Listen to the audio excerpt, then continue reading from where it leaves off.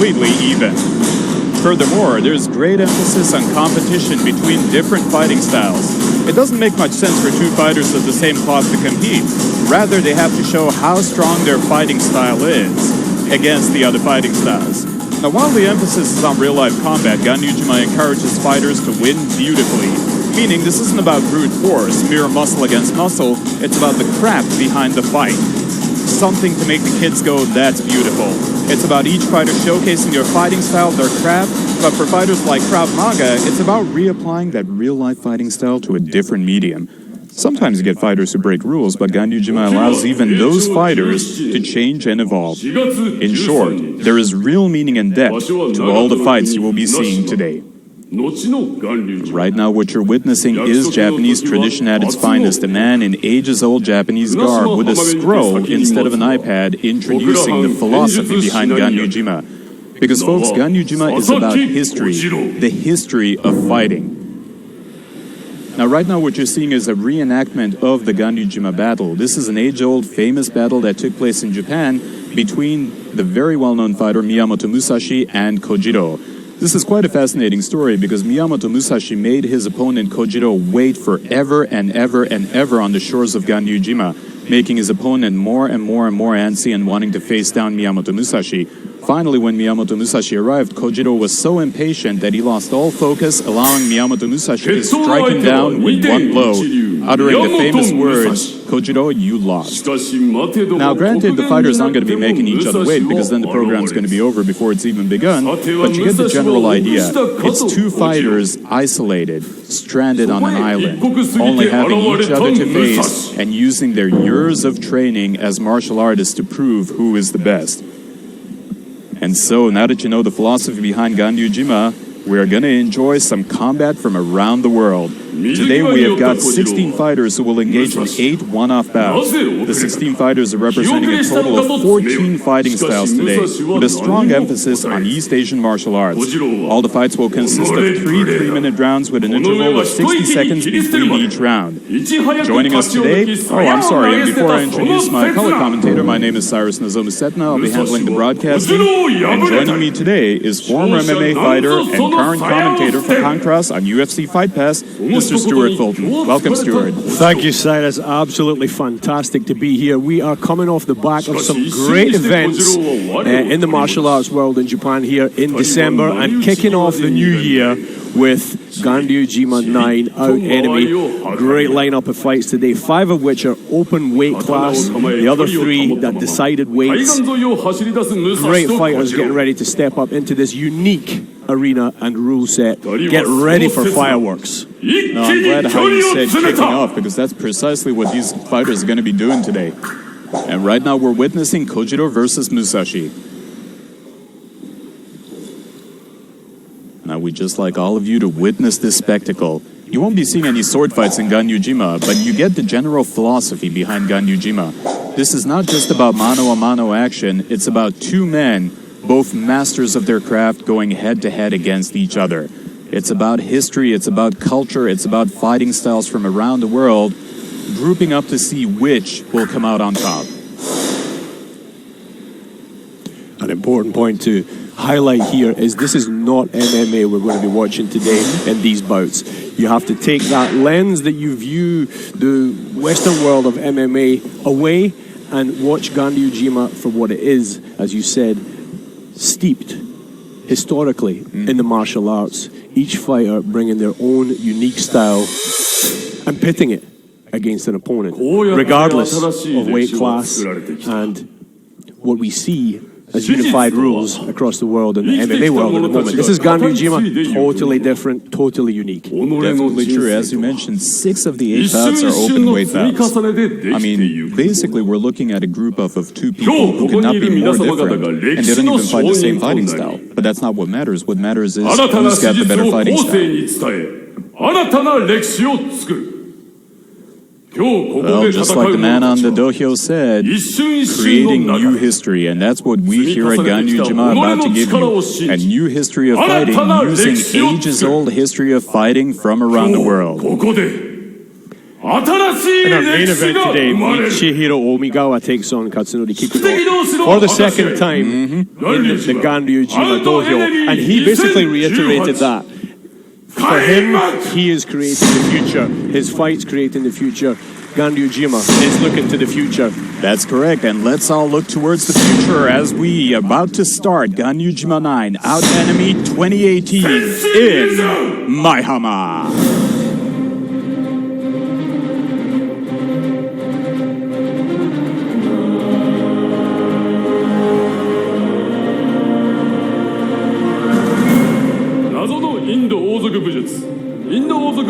代表日本タイガー・デイト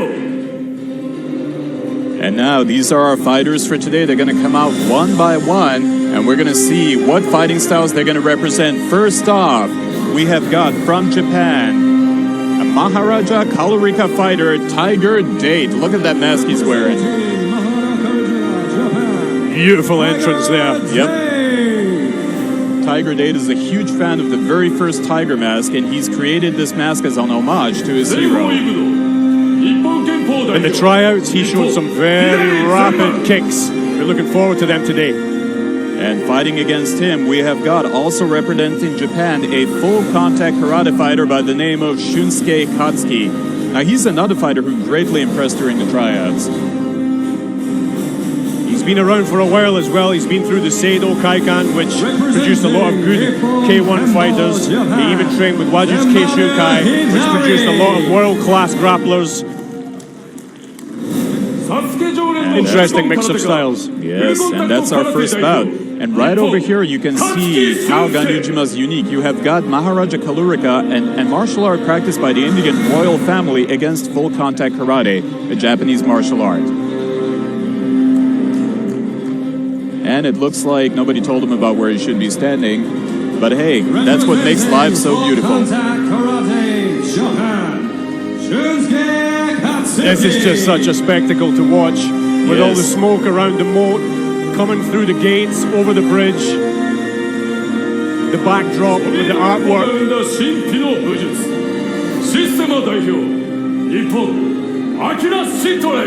And now we just had Zenmaru Hirai, a Japanese Kempo fighter, come out, and competing against him we have got Akira Sitlek, a Systema fighter also from Japan. Stylistically, this is another very intriguing matchup, both representing the military combat systems of different countries. Zenmaru is representing Japanese Kempo, which was created by the Japanese military. Akira Sitlek representing a Soviet martial art of Systema. And our fifth fighter, we have got Norimasa Iwasaki, a Kazumi karate fighter from Japan. That's a pretty interesting style, this Kazumi karate. It's basically based on traditional forms of karate, but it is the brainchild of a certain man named Hajime Kazumi. And competing against him, we have got catch as catch can specialist Ryuta Hasumi. I'm super interested to see how this one plays out, because you have the classic wrestling versus striking matchup and how each can implement their systems and styles on each other. And while Ganryujima is mostly going to be featuring Asian martial arts, catch wrestling is as Western as you can get, isn't it? That's right, yes, straight down from Bill Robinson. The roots are very deep with that in the West. And now you have got the new contestant coming out, Yoshinari, single monikered fighter, a kickboxer from Japan. Yeah, he's one of the few heavyweight kickboxers in Japan.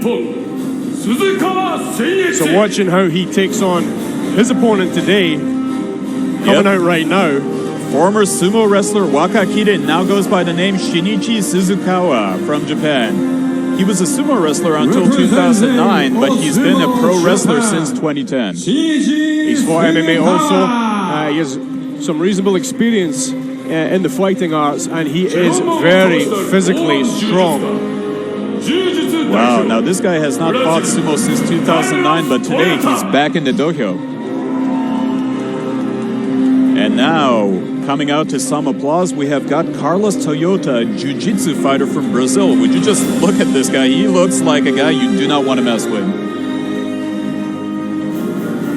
Representing Toyota he hits like a train wreck. He comes at you and he keeps going. Although he does have very good ground submission game. That is, however, slightly robbed of him today because he only has a very short time to do that. That's correct. And his opponent, the Russian Kudo fighter, Evgeny Shalomaev. This guy's built like a tank. He is, yeah. He's a big unit. And he has a number of knockouts under his belt. He also has submission victories. And speaking of people who hit hard, MMA legend from the USA, Mr. Jimmy Ambriz. Now, Ambriz's tactic is very simple. I'm just going to lean on my opponent and squash him. Jimmy has been around for days. He's fought some of the toughest guys at heavyweight on the planet. 2001, I think he debuted. So he has plenty of experience. Oh, definitely. He's also got plenty of mass, which I think he'll put to good use today. But his opponent is another giant, Hideki Shrek Sekine, jiu-jitsu fighter from Japan. This guy's got a fascinating history. You know, he used to be a cop. That's right, yeah, police officer. He's fought in Abu Dhabi. His jiu-jitsu, his grappling is very good, and he finds it hard to find large opponents in Japan as a Japanese fighter, but today he has his work cut out for him. Definitely. And the first fighter of the last two bouts, this guy is one tough guy to beat. Brian Douwes, the kickboxer from the Netherlands. This guy's fought 4 bouts in Ganryujima and has won all of them. Dutch kickboxers are famous for their aggression and constant attack. It's going to be interesting to see how he uses the different format today to show his strong kickboxing skills.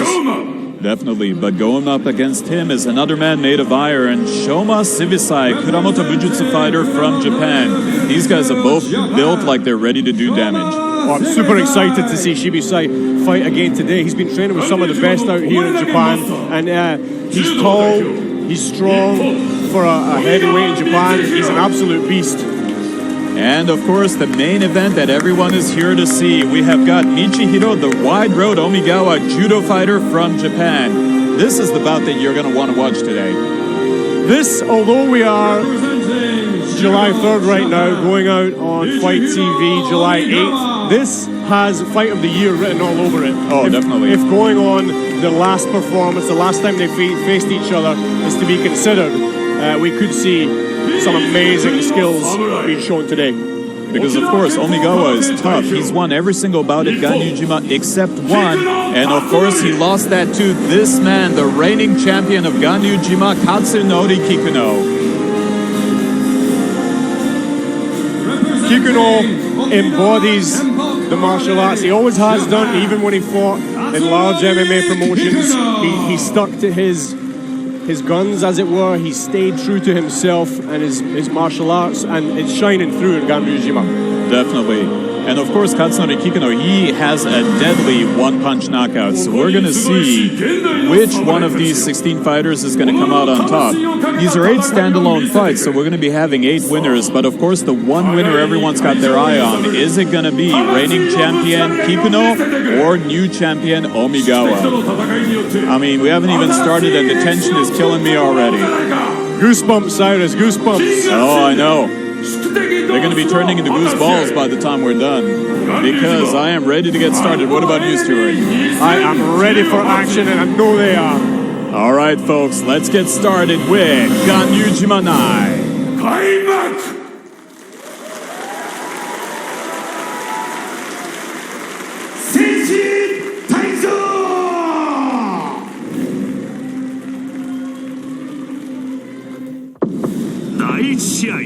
いざ宿敵決着の時 Okay, folks, we're about getting red started with our first fight, but first, let's meet our first 2 fighters. First, we got Tiger Date, a Maharaja Kalurika fighter. This colorful photograph shows you a member of the team, Team Date, that Tiger is a member of. Well, he doesn't look too intimidating beneath the mask, does he? Now, Tiger, ever since he was a kid, it's a team that he's been wanting to join. Now, you might be asking, is he wearing that Tiger mask? Well, first, let's take a look at this man's kicks. Pretty impressive right over here. As you can see, this guy is no slouch. Now, he's also got quite a bit of pride. He believes he's the strongest member of his team. There are 11 members on there. And now, here's the reason why he wears the Tiger mask. He is a huge fan of the very first Tiger mask himself, Satoru Sayama. Basically, he's a huge fan of Satoru Senpai, respects him, and he wants to become the next Tiger mask. And that's why he called himself Tiger Day. And that's what he's aiming for.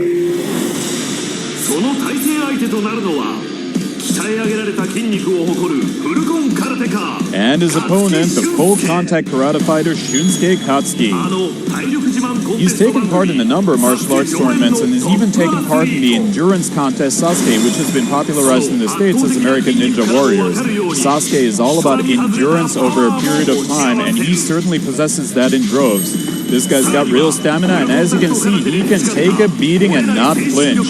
So he has got stamina, and he can take a punch. Several of them, in fact. Now, the footage you're seeing over here are the Ganryujima tryouts that were held on August 19, 2017. As you can see, Katsuki passed with flying colors, and so did Tiger Date. Both of these were able to pass the tryouts, which earned them both a berth in Ganryujima. They both impressed the owners of Ganryujima with their fighting styles and their exuberant personalities.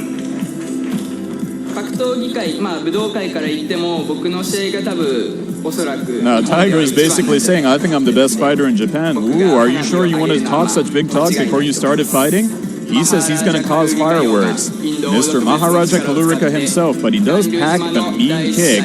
So let's see how he does in this first match of Ganryujima 9. Alright folks, here it is. Maharaja Kalurika versus Full Contact Karate.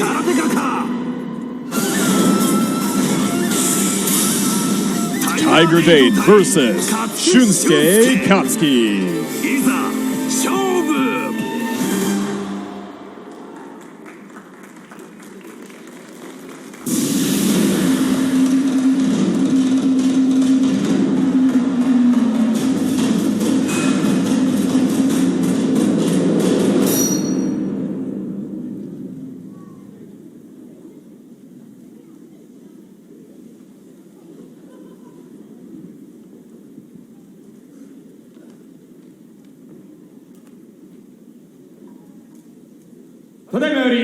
Ganryujima Out Enemy 2018第1試合を行います。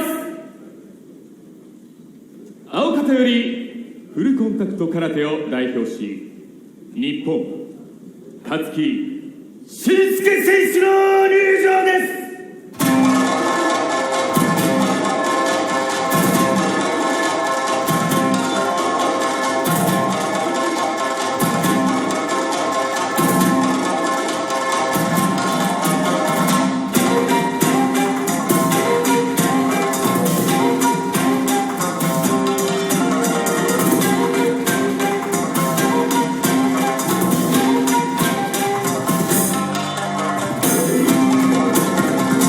Coming out from the blue side, we have got our first competitor today, Mr. Shunsuke Katsuki, full contact karate fighter. Well, that was some pretty impressive footage we saw right over there during the tryouts. Full contact karate. Katsuki's style is very interesting. He is representing full contact karate today, but he has experience in kickboxing and the grappling arts. 赤方よりインド王族武術を代表し、日本タイガー・デイト選手の入場です。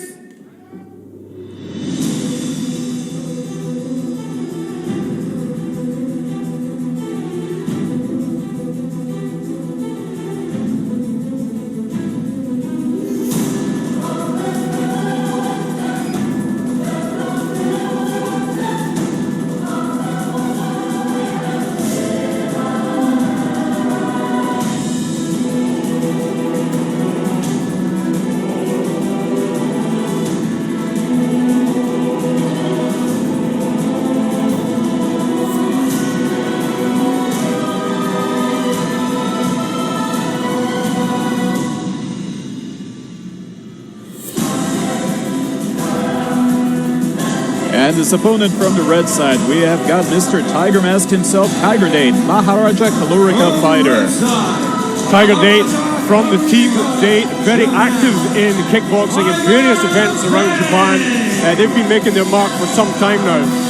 Now what's interesting is while Maharaja Kalurika is a martial art that was practiced by the Indian royal family, including Mr. Siddhartha Gautama, the original Buddha himself, seems like Date specializes more in kicking. Yep, that's the interesting part of this one today.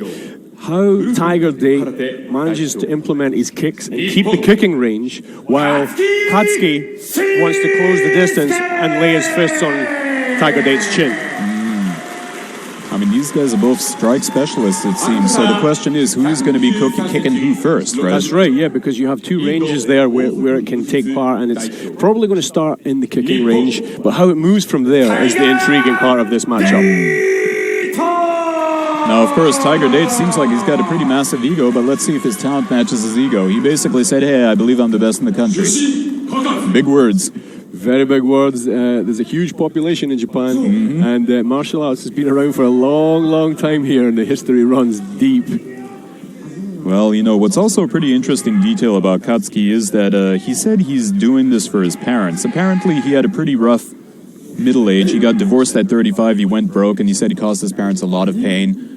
But now he says he wants to turn things around for them. And so he's doing this for his parents, and Tiger Date, I guess, is doing it for himself. The backstories are always interesting. Oh, most these definitely. matchups. These are not random matchups or just style matchups. There's always something going on in the background, which leads them to the Ganryujima dohyo. And here we go. Ganryujima 9 out enemy fight number 1. Oh, there he goes with a kick immediately. First fight of the night. Tiger Date opens up with some side kicks, looking for the oblique kicks to the knee, the lead knee of Katsuki. He is unleashing those kicks at increasing ferocity, isn't he? Oh. And the thing is, with those side kicks to the knee, it really just takes one, and it can pop the joint, and it can stop the way you move, the way you plant your lead, your post leg. It can change everything. There's a nice back. Oh, yes, that was a nice back. Oh, boy, and now he's unleashing a series of punches onto Katsuki. Yeah, beautiful taking position there. Took his back, started launching some punches. He's really putting the pressure on Katsuki early on in this fight. Boy. And it looks like he's gaining the upper hand here. Katsuki's trying to get him off of him, but he's having trouble. And he's saved by the countdown. Now, one good rule about Ganryujima is ground attacks, well, you can only be on the ground for up to 15 seconds, and ground attacks like arm bars are forbidden. That's right. So 15 seconds, if you're going to look for some kind of submission, it's not too easy in that time. You got to be quick. Wow, but Date is not messing around. He is unleashing those kicks and punches. I'm kind of wondering where the Maharaja Kalurika is in all of this. Tiger Date doing very well from the outside of the kicking range and closing the gap with that side kick to the knee. Now he went to the taped up knee of his opponent Katsuki, who switched his stance. That's quite interesting. Going for the obviously injured knee. And here's one of the other dynamics that I love about Ganryujima. Oh, and he's out of the ring. He's out of the dohyo. You know, the way that they can tie up with the dogi and the lapels, and like we just saw, you get a ring out there. And all he needs is another 2 more of them in this round. That's correct. And he can win. If you knock your opponent out 3 times in one round, you win the match. It used to be 3 times in the whole fight, but that was deemed a little unfair. So, and it looks like he slipped. Oh, that was well recovered there. Yes. He managed to get guard position, and he's able to hold on and just ride out the 15 seconds to get them standing up. He just needs to control the posture of Katsuki here.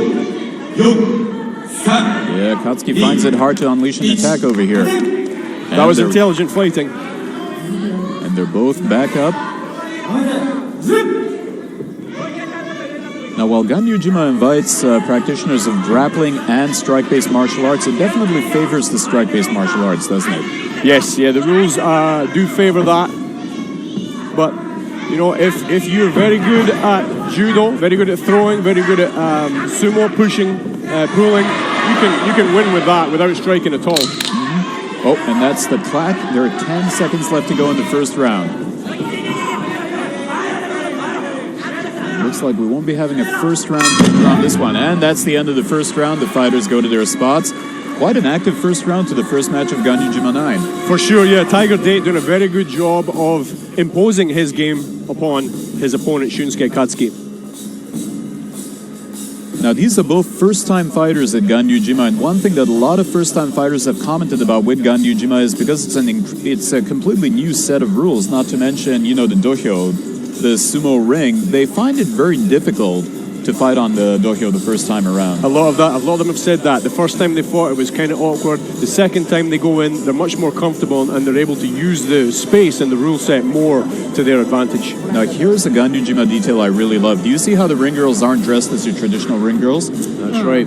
They're dressed as omikos, the temple girls, basically. Yeah, I love that. Because Ganryujima, as I mentioned earlier, is all about the history, the proud history and the culture behind fighting. That's right. Yeah. This is not MMA, this is Bushido. This is the Budo way. And the history and roots of that are far separated from modern MMA. This is indeed the way of the samurai, a proud tradition that goes back many centuries. And we have our first two samurais on the ring about to undertake their second round. Tiger Date looking super confident. Yeah. He's got that look, doesn't he? He certainly believes in himself, and that's half the battle. Yep. Lion kick there, straight in. Oh. Slams Katsuki down. Oh, heavy ground and pound there. Now he's unleashing the punches on his head. Oh, but Katsuki is doing a good job of making sure they don't get too hard on him. And they'll be stood up. Yeah, so far, Tiger Date looking the stronger of the two. He's controlling the action. Oh, and we have a cut.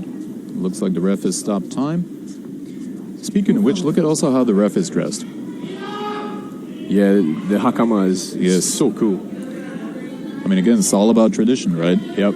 So gone are the tuxedos and the bow ties. Instead, we have got centuries-old Japanese outfit, the hakama. Oh. Just under the left eye. Is it a cut? Oh no, is it the nose? They're checking the nose. They're looking for a break. Now, one thing about Ganryujima is the emphasis on safety. They want to make sure the fighters don't get too incapacitated, so as soon as the ref notices something is off about the fighter, they could call the match. But so far, it looks like so good. Yep, no heavy bleeding, no dangerous looking hematomas, so we'll be right back at it now. Now, Stuart, you yourself were a fighter for how many years? Almost 8. Wow. And I bet the first time... Oh! There's a jump kick that was foiled. Looking for a flying knee there. Very busy with the kicks. Yes. He is proud of his kicks. Oh, he's knocked him out! Oh, that was a beautiful knockout that was! Follows up with a hammer fist, but it was totally unnecessary. He absolutely slept Shunsuke Katsuki. That knocked him right out, that kick. Bam! He went down like a sack of bricks. Cyrus, that was textbook. Absolutely beautiful. Watch the replay here. Bam! Oh, right up, and he was down. Look at that. He's out cold. He is out cold. He's still sleeping. This is not good. They'll be looking after him. Might be taking him out on a stretcher. Oh, looks like he's moving. He's gained consciousness, but it's barely, it seems.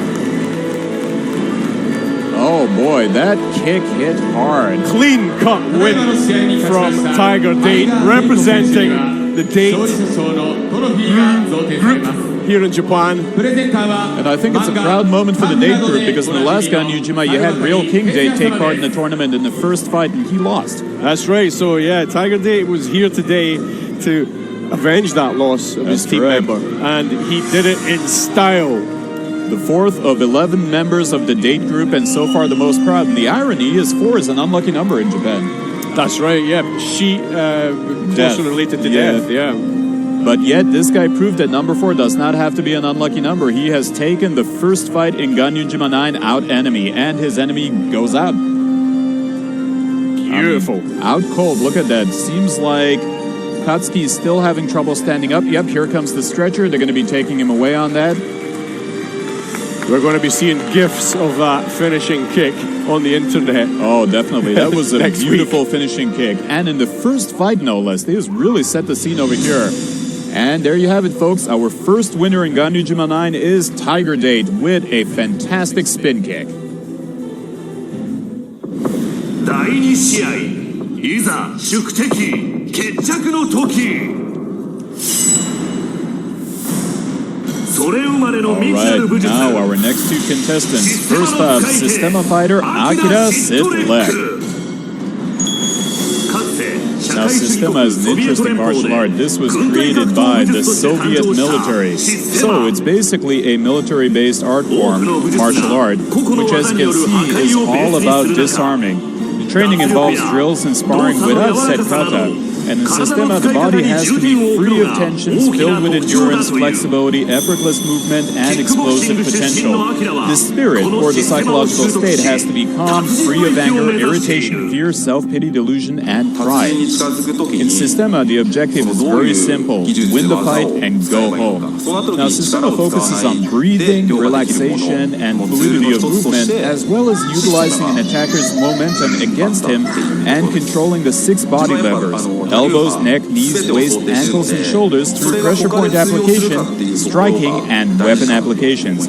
Although, of course, this time we ain't going to be seeing any weapons. Now, Lek was another fighter who greatly impressed at the Ganryujima tryouts. He won the tryout bout with an Ippon victory and won himself a spot in Ganryujima 9. So today we'll be seeing this man's Systema style. I wonder if it's going to be a systemic destruction of his opponent. Speaking of his opponent, we have got Zenmaru Hideki, Japanese Kempo fighter. Now, the kanji characters of Zenmaru literally means bullet, so we have got the left bullet, but in this case, his bullets are going to be his fists. He practices a style of fighting called Japanese Kempo, which originated in 1932 in Japan. And similar to Systema, this was created by the national military as a way to fight the enemy. So basically, we're looking at true practical martial arts. And the Japanese Kempo is also the base martial art of the Special Defense Forces in Japan. If you speak to any Special Defense Force member, they will tell you they're practicing Japanese Kempo. This was created for combat, pure and simple. And the special attack of Japanese Kempo, I'm sure you have all heard of it. That is the Hadoken.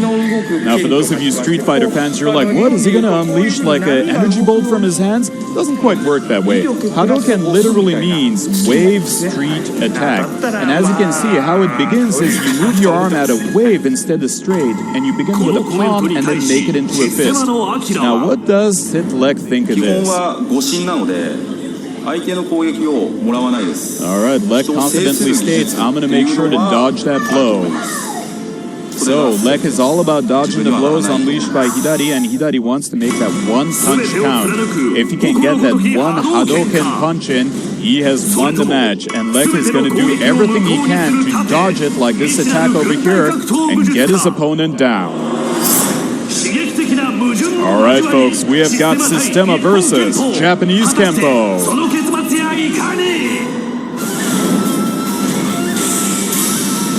Akira Sitlek versus Zenmaru Hideki.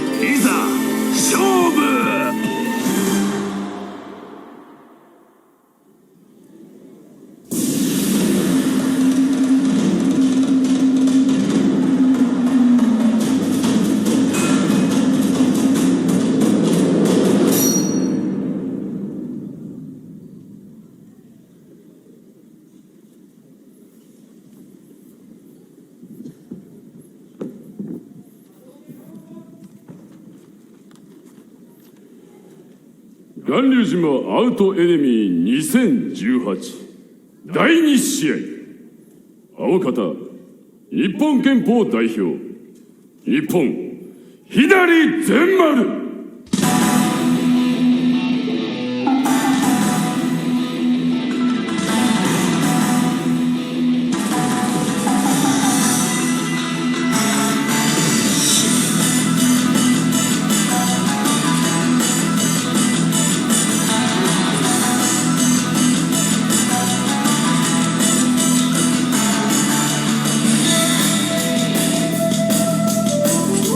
And here he is, Mr. Hadoken himself, Zenmaru Hideki, Japanese Kempo fighter.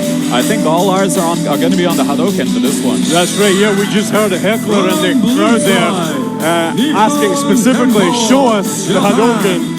So, will he be able to unleash that on his opponent today? That's one of the questions. Oh, definitely. I think everyone's waiting to see that punch, and it's a really interesting punch, isn't it? 赤方システマ代表日本アキラ・シットレック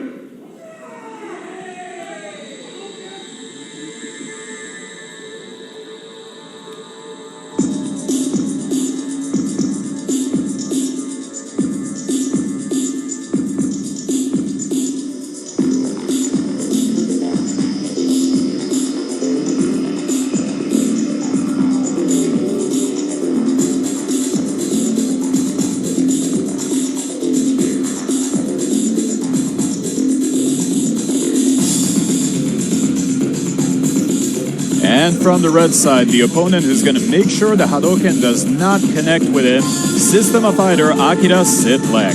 From the red side, Systema. He outweighs his opponent today by around 10 pounds, and that can really affect the way striking goes down.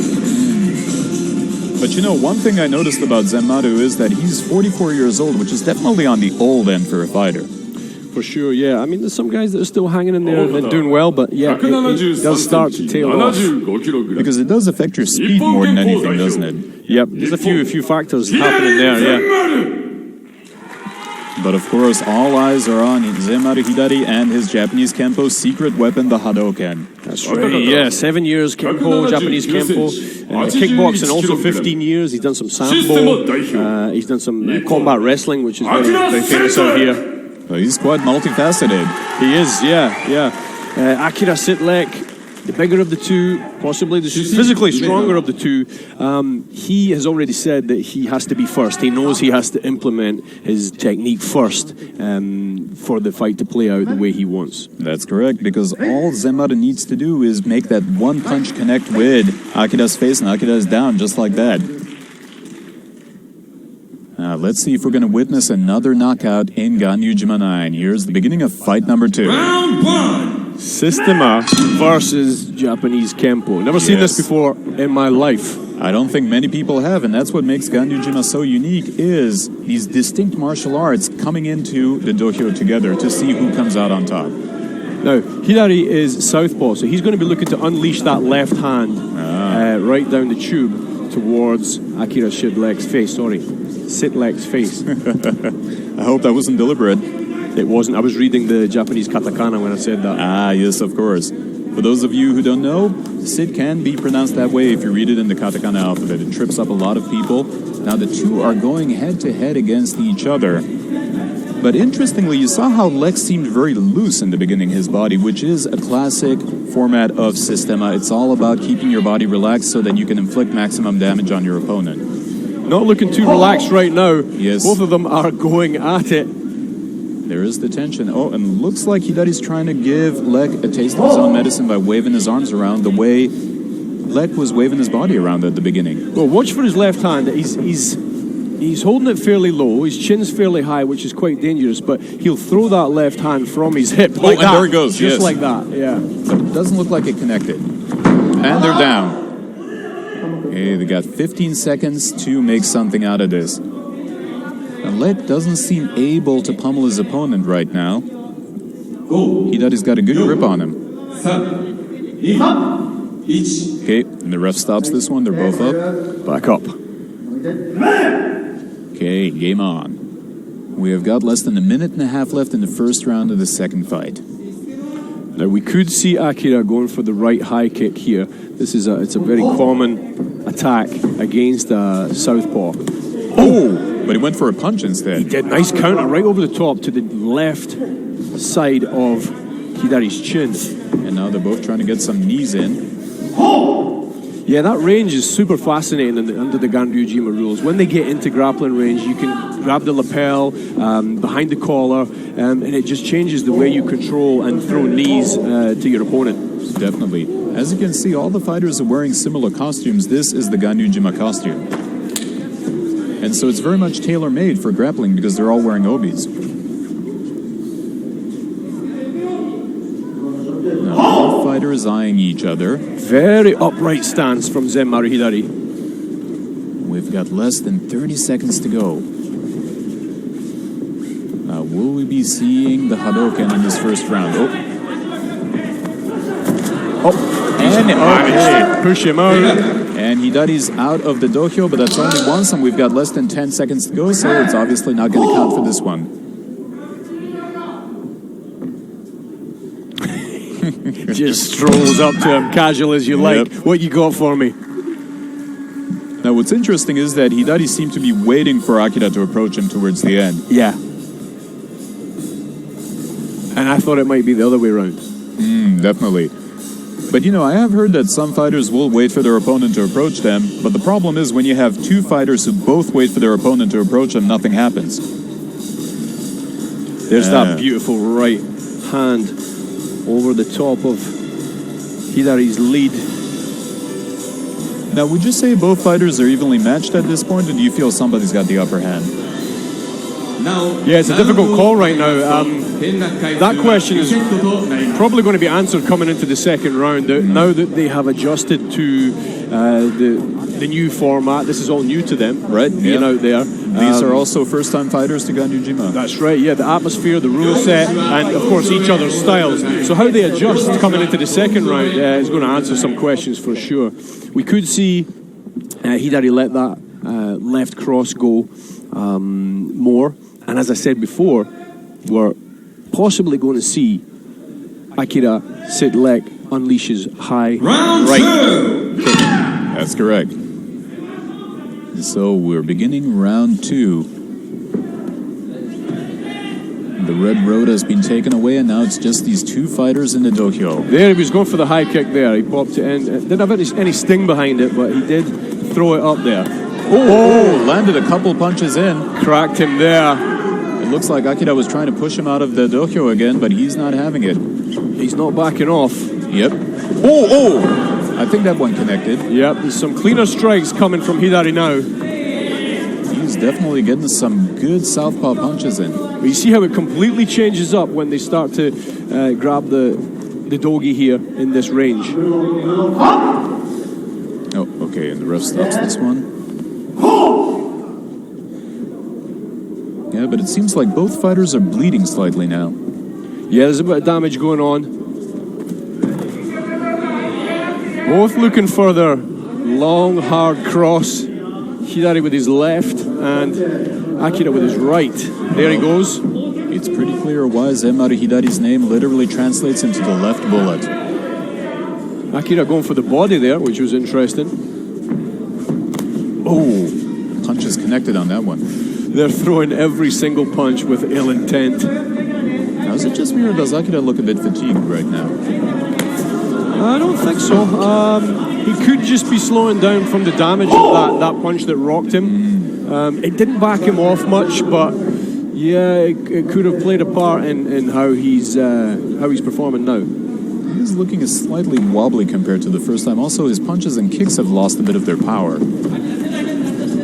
Not much footwork from these guys. They're pretty stationary, just looking for their opening, unleashing punches.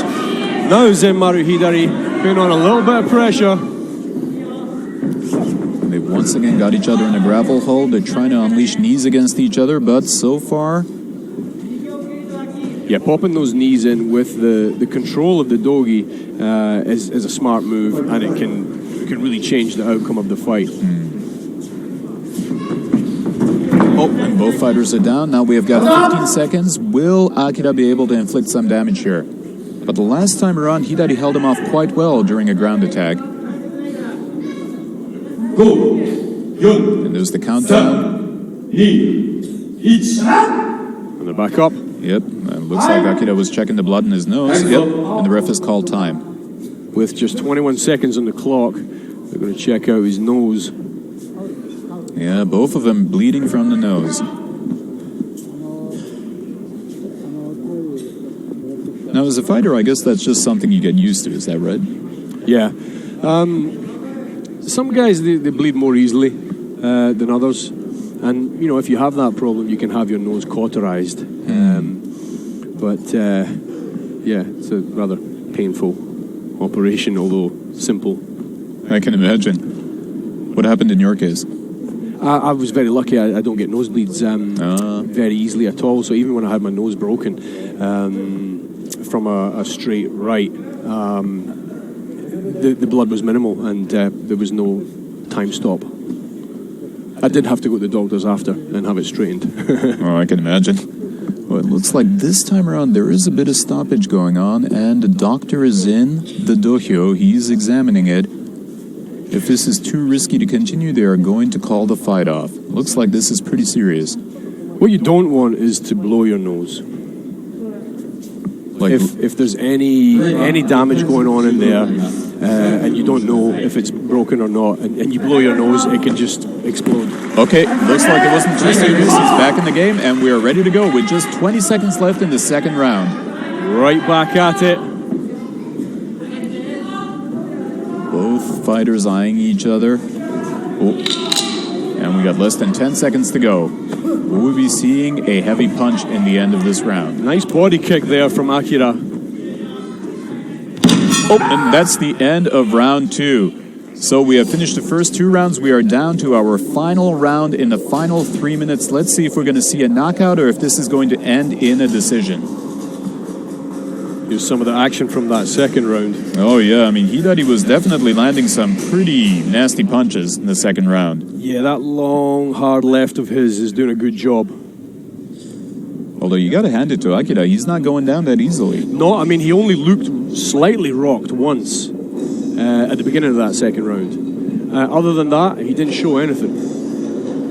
Now you notice over here how in between the rounds the red bridge comes out again so that the ring girls can go and show the next round and then they get back up. But what's great is when they get back up over the bridge, it gets taken away. So once again the fighters are completely isolated.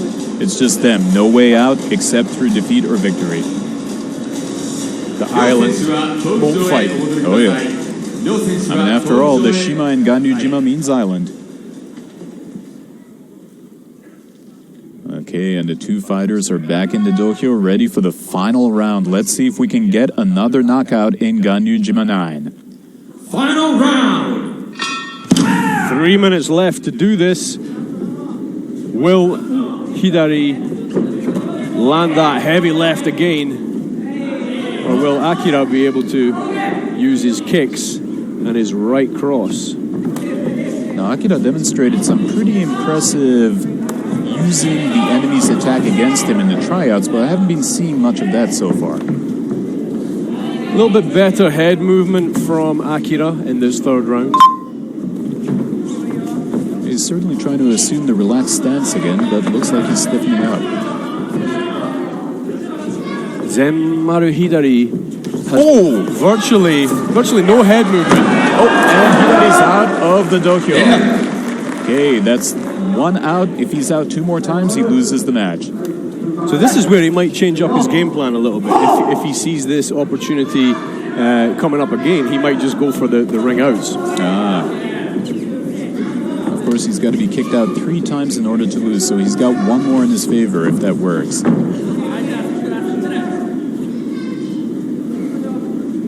Hideki very flat-footed. It's quite interesting to watch how he moves in and out.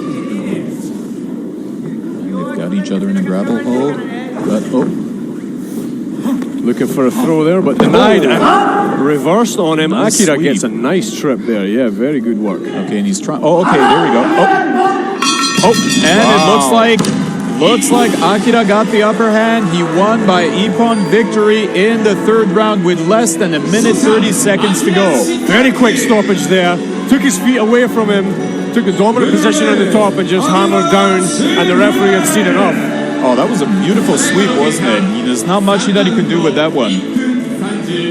Yeah, he was looking for his own throw, didn't get it, and then ended up on his back. Well, it was a beautifully won victory from the now profusely bleeding Akira Sit leg. I'm sure a lot of people are happy, but at the same time disappointed they didn't get to witness that all-powerful Hadoken.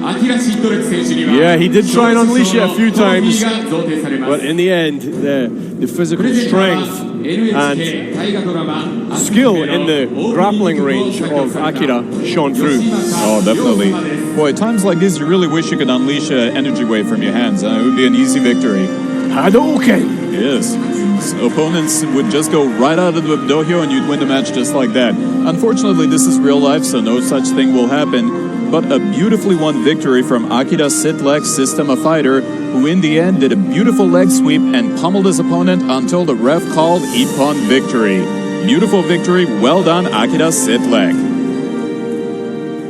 ただいま勝利しましたアキラシットレック選手にもう一度大きな拍手をお願いいたします。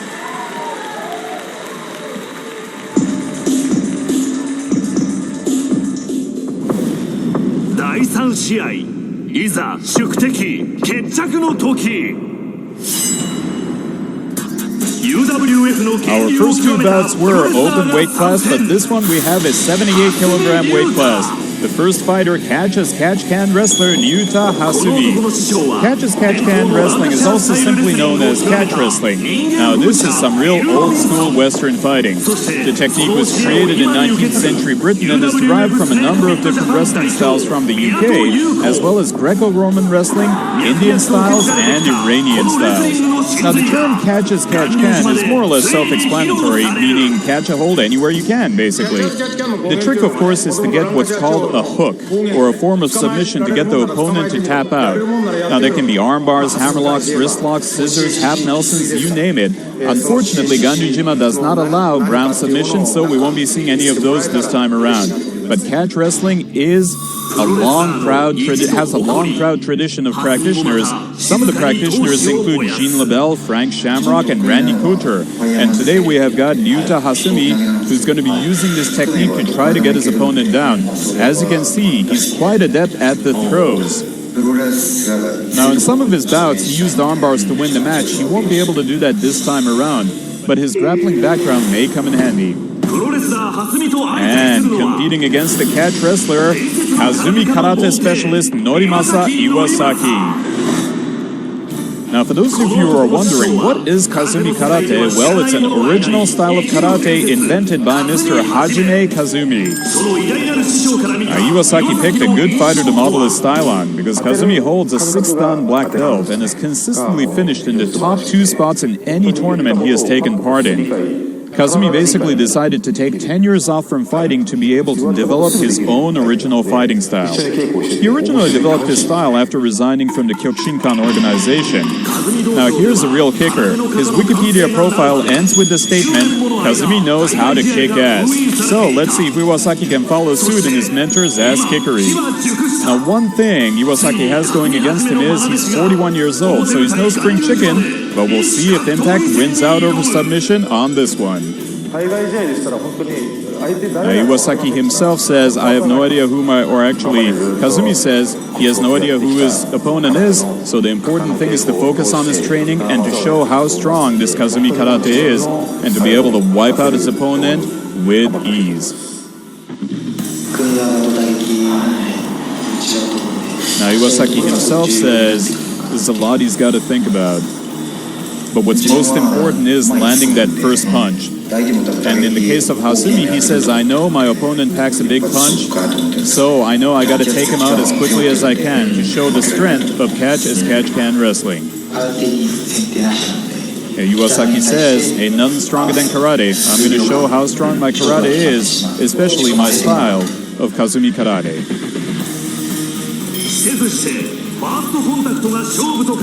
So here we have got a catch as catch can wrestler versus a karate fighter.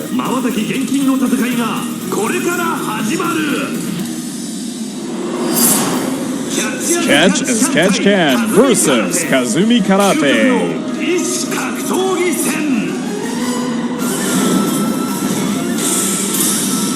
Ryuta Hasumi versus Norimasa Iwasaki.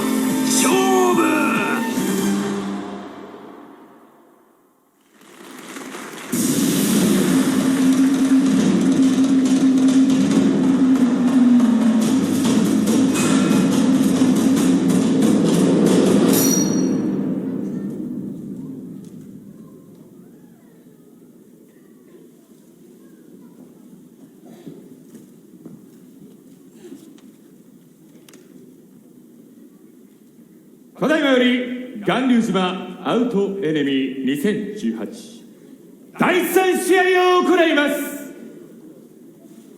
青方より和美空手を代表し、日本岩崎典正選手の入場です。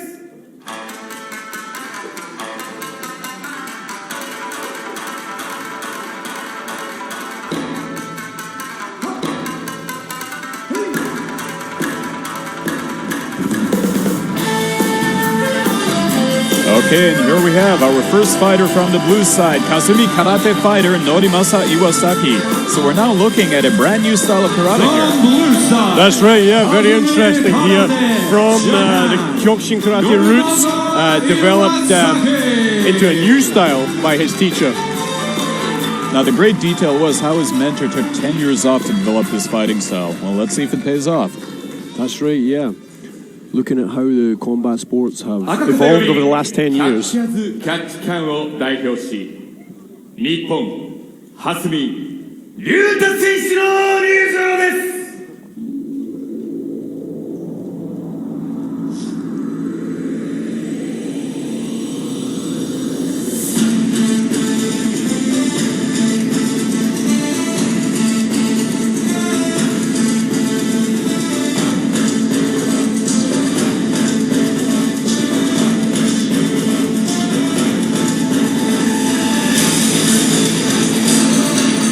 And his opponent from the red side, catch-can wrestler Ryuta Hasumi. That was some pretty impressive grappling footage that we saw earlier.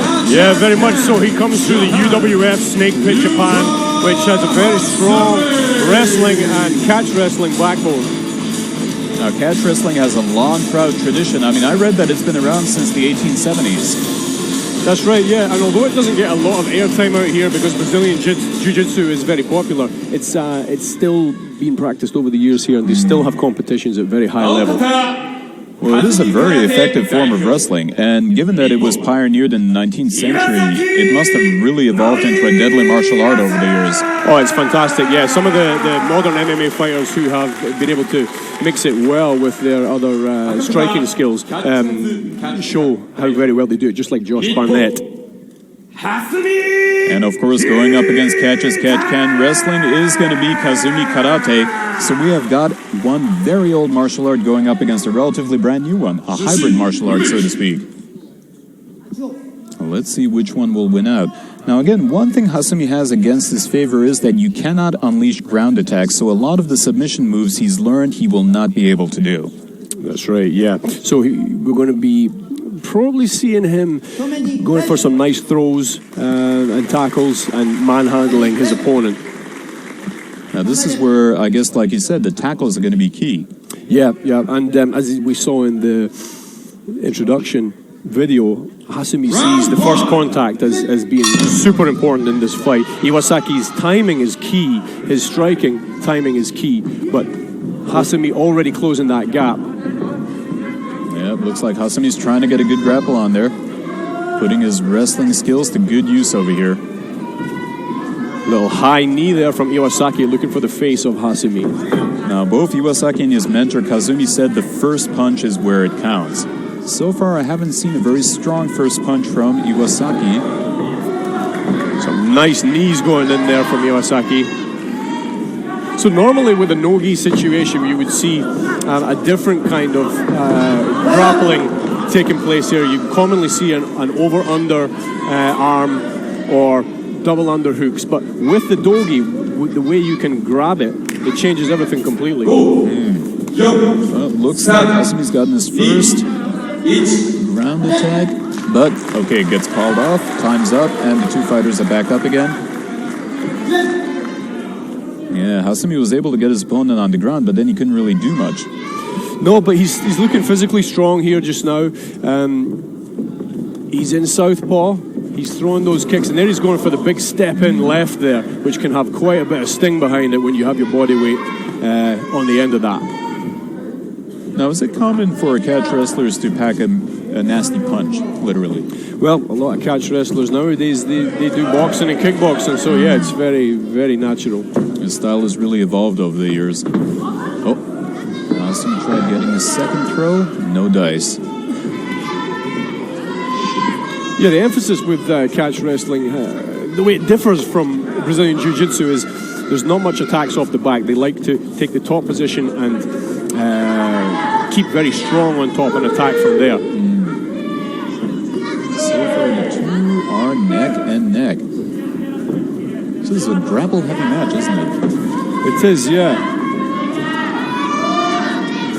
Now the audience is getting excited. We have got less than a minute to go in the first round. Neither side giving in to the other. Now the audience is dying for some hits over here. Let's see if we'll get to see some before the end of the first round. Looks like Hasumi is trying to find a way past the arms and take the back of his opponent. That could be quite interesting to see if he manages to get a solid back position, what kind of throw he does. We know he's very good at the fireman's carry. He hasn't dropped to his knee yet, but he's looking for an inside trip there. Oh, and looks like he almost went down that time, but he's up. And we got less than 10 seconds to go. Hasumi happy to take quite a bit of distance there. Oh! Iwasaki replying with the front kick. Yeah, it was interesting. They were grappling for a while, but at the end they were just basically eyeing each other, weren't they, in the last 10 seconds? Yeah, they didn't bother trying to close that gap. Well, not that Iwasaki wants to close the gap, but Hasumi definitely does. And speaking of closing the gap, here comes the bridge. Now, this is one detail of Ganryujima that I absolutely love watching. The theatricality behind this is quite impressive. Yep. And of course, they picked a fantastic venue, the Maihama Amphitheater. This place was more or less created for Cirque du Soleil. Right. Yeah, it's a beautiful arena to be in, and with the mapping on the dohyo, it's just a fantastic spectacle. I think that's Mr. Kazumi himself. That's him, yeah, the founder of the style. Yep, watching his pupil. He doesn't look too pleased at this point. Maybe that or he's just nervous. Maybe he doesn't like being on camera. But I mean, it is a fighting style he pioneered, so the pressure is all on him for his pupils to deliver. That's right, yeah, his style is under scrutiny today. In the Ganryujima dohyo. Because basically Kazumi was with the Kyokushinkan and he figured the style wasn't quite working, so he left so he could create his own style of fighting. And today we get to see if that works or not. Oh. Now Hasumi applying a more strike-based stance instead of the grapple stance in the second round. Yeah, Hasumi looking a little bit busier now. Tries to get a kick in. Yeah, with his own front kicks now. Oh, there's that left hand. He steps into that nicely. Puts a lot of weight behind that. But nicely countered by Iwasaki. Hasumi was trying to push his opponent out of the ring, out of the dohyo, but Iwasaki grabbed him and flipped him around. Now they've both assumed a grapple stance again. Looking for the single leg attack. Hasumi gets him down on his back. And we got 15 seconds on the ground. Now, can Hasumi unleash some damage on his opponent? He has to posture up. That's the only thing he can do here. He can't get pulled into the guard of Iwasaki. And time's up. Both fighters are up. I love the 15-second ground rule with Ganryujima because it just keeps the action moving, doesn't it? Yep. Yeah, there's no stalling down there. I find that with a lot of MMA fights, it just stalls when both fighters are on the ground and they're not really doing much of anything. Yeah, it depends on the matchup. You know, there's some wrestlers, they have a very successful style with lay and pray, as it's called. So you get the takedown and you basically just beat the guy up from the top. But if you're not trying to pass the guard, if you're not trying to really finish the fight, it can end in a bit of a stalemate. Now Hasumi's been able to get his opponent down again, but again, not able to inflict so much damage on him. Just over 1 minute on the clock. Hasumi takes a look at it as I say the words. Do you think he's getting a little tired, or is trying to make it happen in this round? Yeah, well, he knows the rounds are short, so he has to make things happen quickly, you know. It was speculated that he was going to go for a tackle-heavy approach, but it seems like he switched to a combination of grappling and punching, not to mention the kicks. Although he's not getting many of the kicks in. No, he has been replying with some front kicks, but as far as the kicking goes, Iwasaki has been fairly busy, especially with the knees. Oh. Looking for the single leg again. Okay, and he gets him down again. Will he be able to punch him out this time around? Oh, okay. But Iwasaki's using his legs well over here to minimize the impact that Hasumi can inflict on him. Just 10 minutes left, 10 seconds left on the clock. That's right. Looks like this is going to go into the final round. And just like that, round 2 is over, and this is the second fight in a row to go all the way to the final round. Now, this is where the fireworks happen. Are we going to be witnessing a Nippon victory or a victory by decision? Here's some of the action from that second round. Some of the exchanges, the close-in exchanges, not finding their target enough, but those kicks to the body and the knees to the body of Iwasaki have been looking very good. The single leg attacks from Hasumi have been successful, but that really doesn't mean too much under the Ganryujima rules. I've noticed that strike-based fighters tend to do a much better job in Ganryujima, but it seems like these two fighters are both going strike-based. Well, it's kind of been a mix, hasn't it? Mix of strike, mix of grapple. And there he is again, Mr. Kazumi himself, hoping that his pupil takes this home in the third round.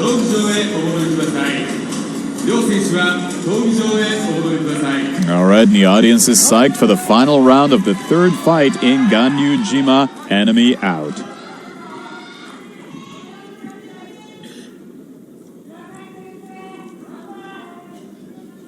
Oh, they can't wait to get at each other. And here we go.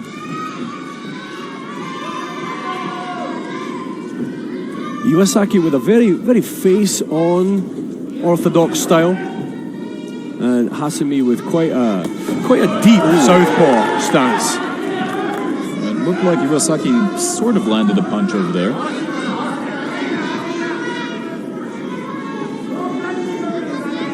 He's very, very flush to him. Iwasaki's very flush to his opponent. Leaving that actually increases the area with which you can strike, you know. Hasumi trying to take him down, but it seemed that punch from Iwasaki scared him a bit. Well, Hasumi has trouble flipping him over. Interesting to see how both of them deal with the dogi in this range.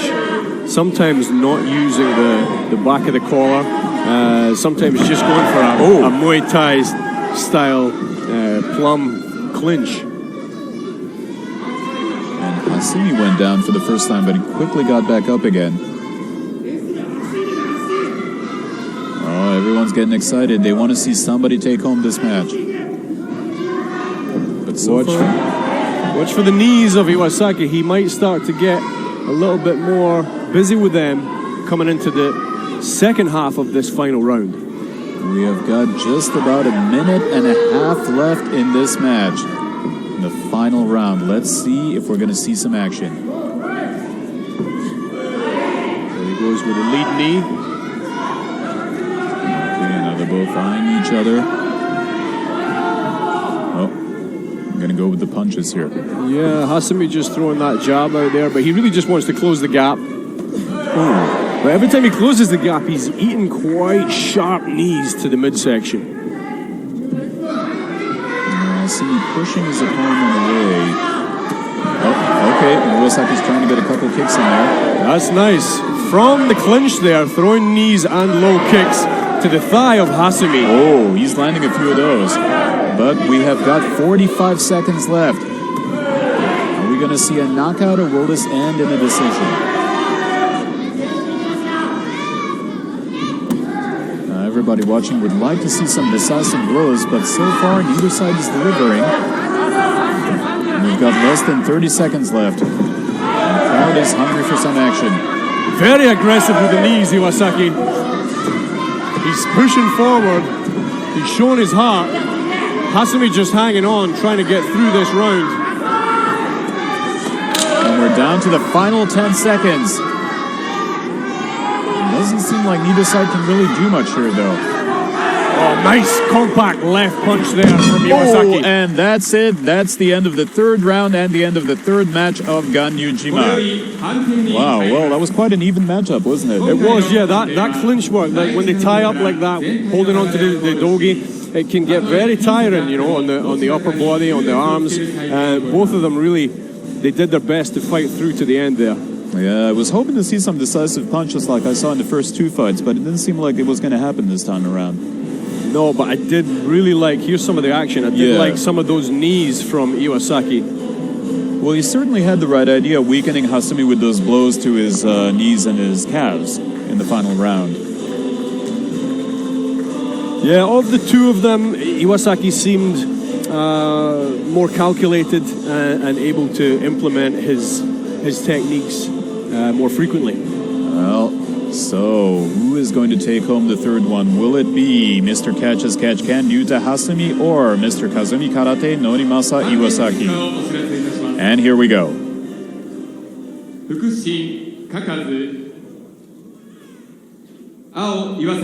Okay, we got one in favor of Iwasaki. And we have got our second one in favor of Iwasaki.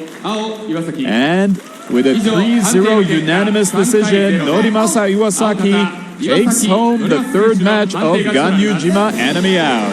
Oh, Mr. Kazumi must be breathing a huge sigh of relief right now. Yeah, for sure. Norimasa Iwasaki takes the win here, and he came and he did what he said he was going to do to prove that his style of karate could be used effectively in the Ganryujima dojo. Well, I think it was those blows, wasn't it? That's what won him the edge in the end. Very sharp, very strong blows. I'm impressed with how he dealt with this for his first time in the dojo. Oh, most definitely. Yep, look at that. There's Mr. Kazumi himself. He's not smiling too much. Maybe he's just keeping it inside. Maybe he wanted to see a knockout. Who knows? Well, but he is clapping for his pupil. And that is a beautiful painting he's getting. Look at that. Well, Iwasaki looks exhausted, happy, and yet slightly disappointed that it wasn't a knockout that he got. That's true, but if we see him again here in Ganryujima, he now has the experience of one fight under his belt. So how he's able to use his style next time could be very interesting. Definitely. Well, congratulations, Iwasaki.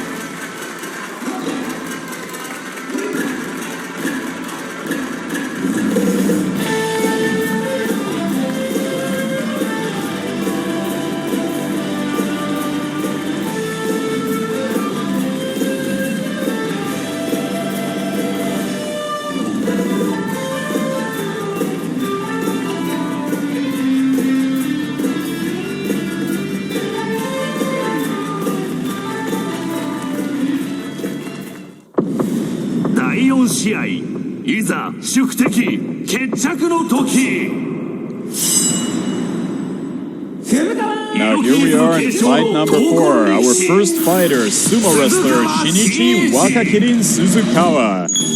Now Suzukawa has got quite the modern fighter background. He joined the Japan Sumo Association straight out of junior high school, entering the Omigawa stable and taking on the moniker Wakakirin or Young Giraffe. In 2005, Omigawa was absorbed into the Oguruma stable, where Suzukawa continued on, achieving a peak rank of Maegashira number 9. Unfortunately, in 2009, he was kicked out of the association for the possession of marijuana, becoming the 4th wrestler to be caught with the drug. But good news, in 2010 he joined Antonio Inoki's IGF stable and reinvented himself as a professional wrestler, making his debut against the powerful Mirko Krokop, where he lost by armbar. He has since racked an IGF record of 2 wins against 4 losses. And going up against him, kickboxer Yoshinari. Now Yoshinari's got the same height as Wakakirin, but he's got 15 grams less weight. Now he's a member of the esteemed Team Dragon. Now one unfortunate incident that happened with Team Dragon is they lost their leader last year due to a fault accident, and as a result it entailed a mass departure of members from Team Dragon. However, Yoshinari felt a strong sense of duty, largely due to his father. He got into the martial arts because of his father, who was a big fan, and unfortunately his father passed away from cancer just a couple years ago. His father was a big fan of Team Dragon, and so Yoshinari decided he's got to keep his loyalty to his father and to Team Dragon by sticking with the team. He is one loyal fighter, and he is one passionate fighter. He's got everything to prove. He wants to repay his debt of gratitude to his dead father for this fight. しかしそこにあのチームドラゴンの選手大量離脱 Now, 事件が Yoshinari 起こ has った also practiced sumo for 7 years, so he can definitely go up against Suzukawa. He is a multi-talented fighter, and as I mentioned earlier, there was the big shock of losing his father and losing so many of the members of Team Dragon. But the strong-headed Yoshinari will continue to keep going. He will continue to stay in Team Dragon, and he will continue to show the people around him and to his dead father that he is the real deal and he is here to do business. 亡き父が勧めてくれた This fight is all about his father. It's all about Team Dragon, and it's all about his pride and honor as a kickboxer. He is going to be going up against Shinichi Wakakirin Suzukawa. Now, when asked about Suzukawa, he said, well, he's got a lot of fight in him. He's going to be charging right at me, so I have to be able to face that head on, full throttle. He wants nothing more than to knock out Suzukawa and make the crowd happy, and of course to make his father happy. Yoshinari is doing this for his father, for Team Dragon, and for the pride and honor of kickboxing. Let's see what happens. Sumo versus kickboxing.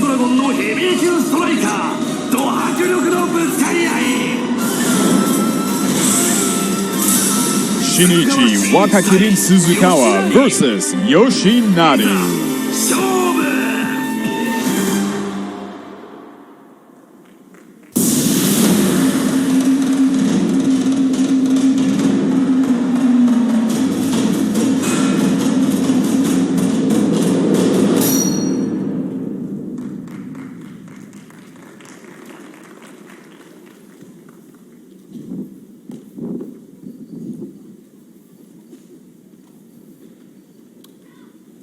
Ganryujima アウトエネミー2018第4試合青方キックボクシング代表日本吉成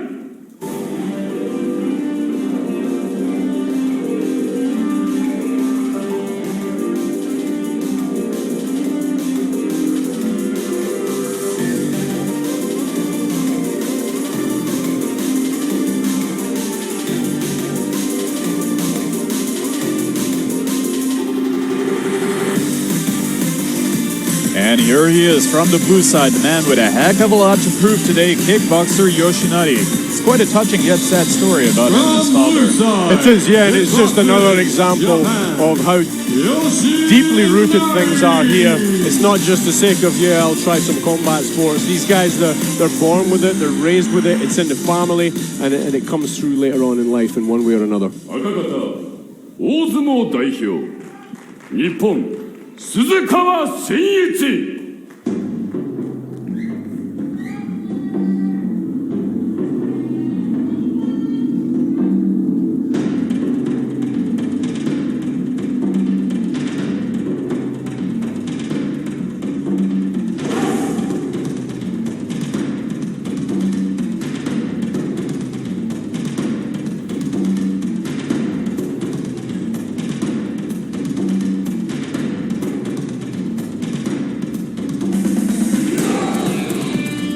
And here he is, his opponent, disgraced sumo wrestler who is making his comeback to the dojo today, Shinichi Wakakirin Suzukawa.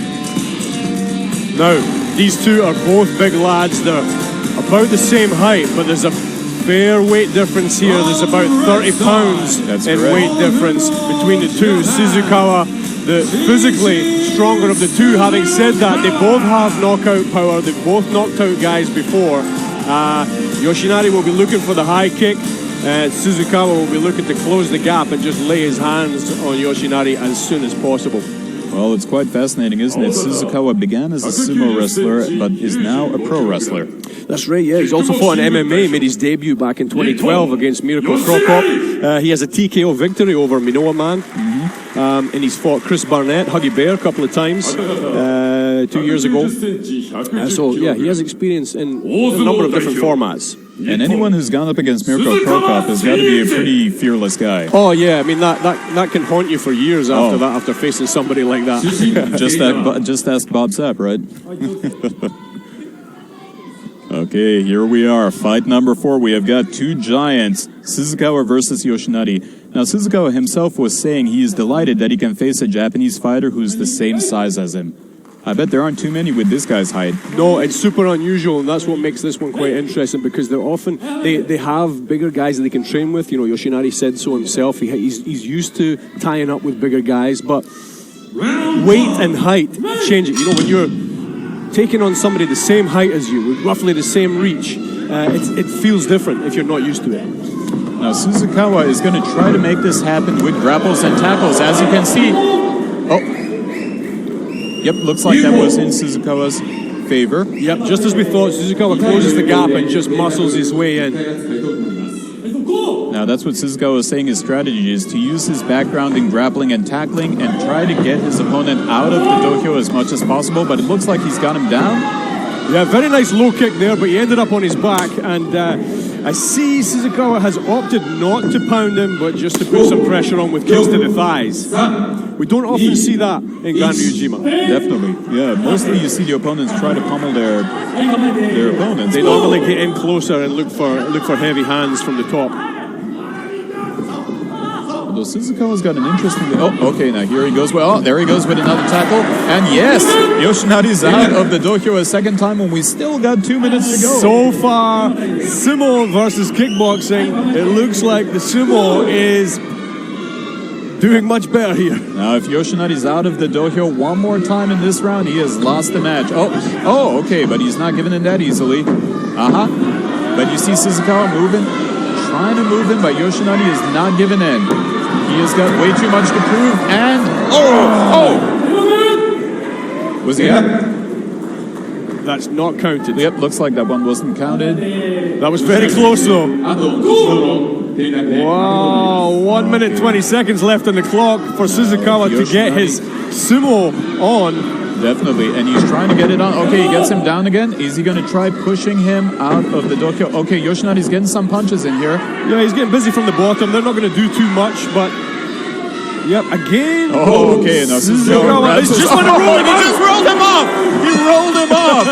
And just like that, Suzukawa did exactly what he said he was going to do. He used his grappling skills and got his opponent out of the dohyo 3 times in the first round to take home the fight. He fought very intelligently there. He could have got excited and thrown some heavy hands in the ground and pound situation, but he decided just to get a hold of him and roll him out, knowing that that third time would win him the match. He was so cool-headed about it all. I mean, when he just grabbed his leg and just flipped him over like a boulder. He knew exactly what he wanted to do.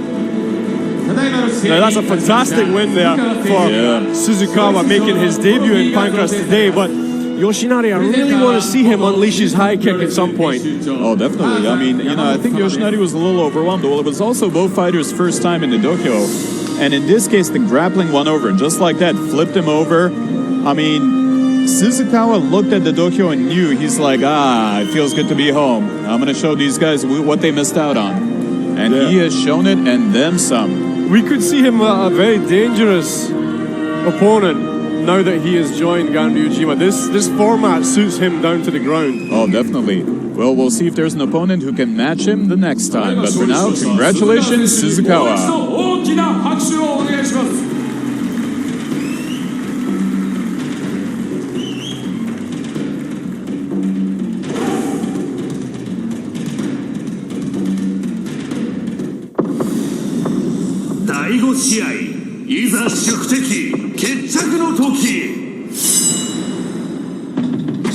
We are now in our second half of fights for Ganryujima Enemy Out. Here he is, Evgeny Shalomaev, Kudo fighter from Russia. Kudo is a mixed Budo sport comprising full contact punches, kicks, throws, and submission techniques on the ground. Now, Kudo has its origins in combat karate, but it is not just mixed fighting with emphasis on competition. It is a lifelong sport, a system for youth education, and a method of self-defense and health maintenance for adults. It's practiced by 200,000 people in over 60 countries, and Shalomaev is, as of 2014, the reigning champion of Kudo.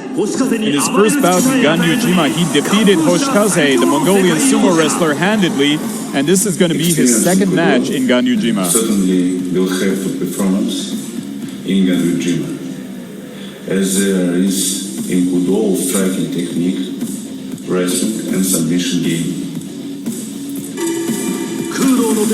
Now, who is going to go up against the Kudo fighter? Well, let's find out. But he seems like one tough guy to defeat. Disturbed that my opponent presents BJJ school. I prepare comprehensively, and I'll also pay attention to all aspects of the fight. Going up against the Kudo fighter is Carlos Toyota, jiu-jitsu fighter from Brazil. Toyota is a third-generation Japanese-Brazilian fighter, and he doesn't have a very impressive record, though, winning 8 and losing 10 bouts. However, when his punches land, they land hard. Very few people can knock out fighters as big as Che Halman, but that is exactly what Toyota did. Yeah, and Toyota said he's worried about a hell of a lot. He said he's intimidated by Shalomaev because he said Russians don't show emotion when they're in pain, so he doesn't know how well he's doing against his opponent, but he wants to show a great match for his fans. And here we have it, Kudo versus Jiu-Jitsu.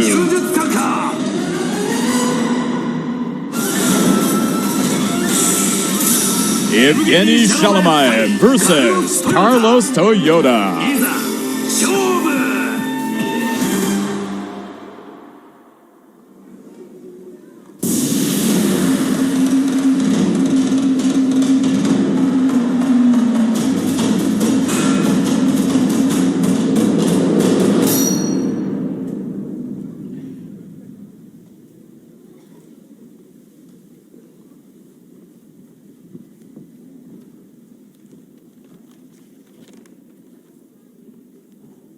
ただいまよりアウトエネミー2018第5試合を行います。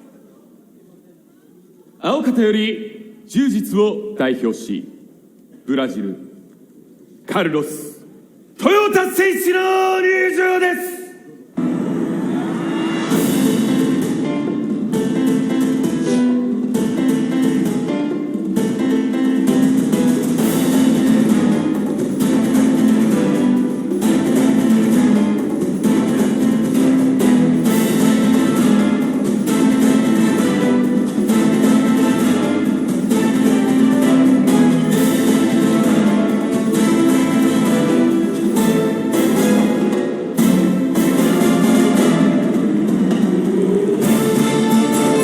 Out of the blue side to those funky samba beats is Jiu-Jitsu specialist Mr. Carlos Toyota. What a name and what a guy. Representing Brazil, he is an absolute tank. He swings from his hips and he swings to put your lights out. And he's 47 years old, but he does not look it at all. No, he stays very active. He normally walks around about 220 pounds, but he's actually the same weight and height as his opponent for this match. 赤方より空洞を代表しロシアエブゲニーシャロマエフ選手の入場です。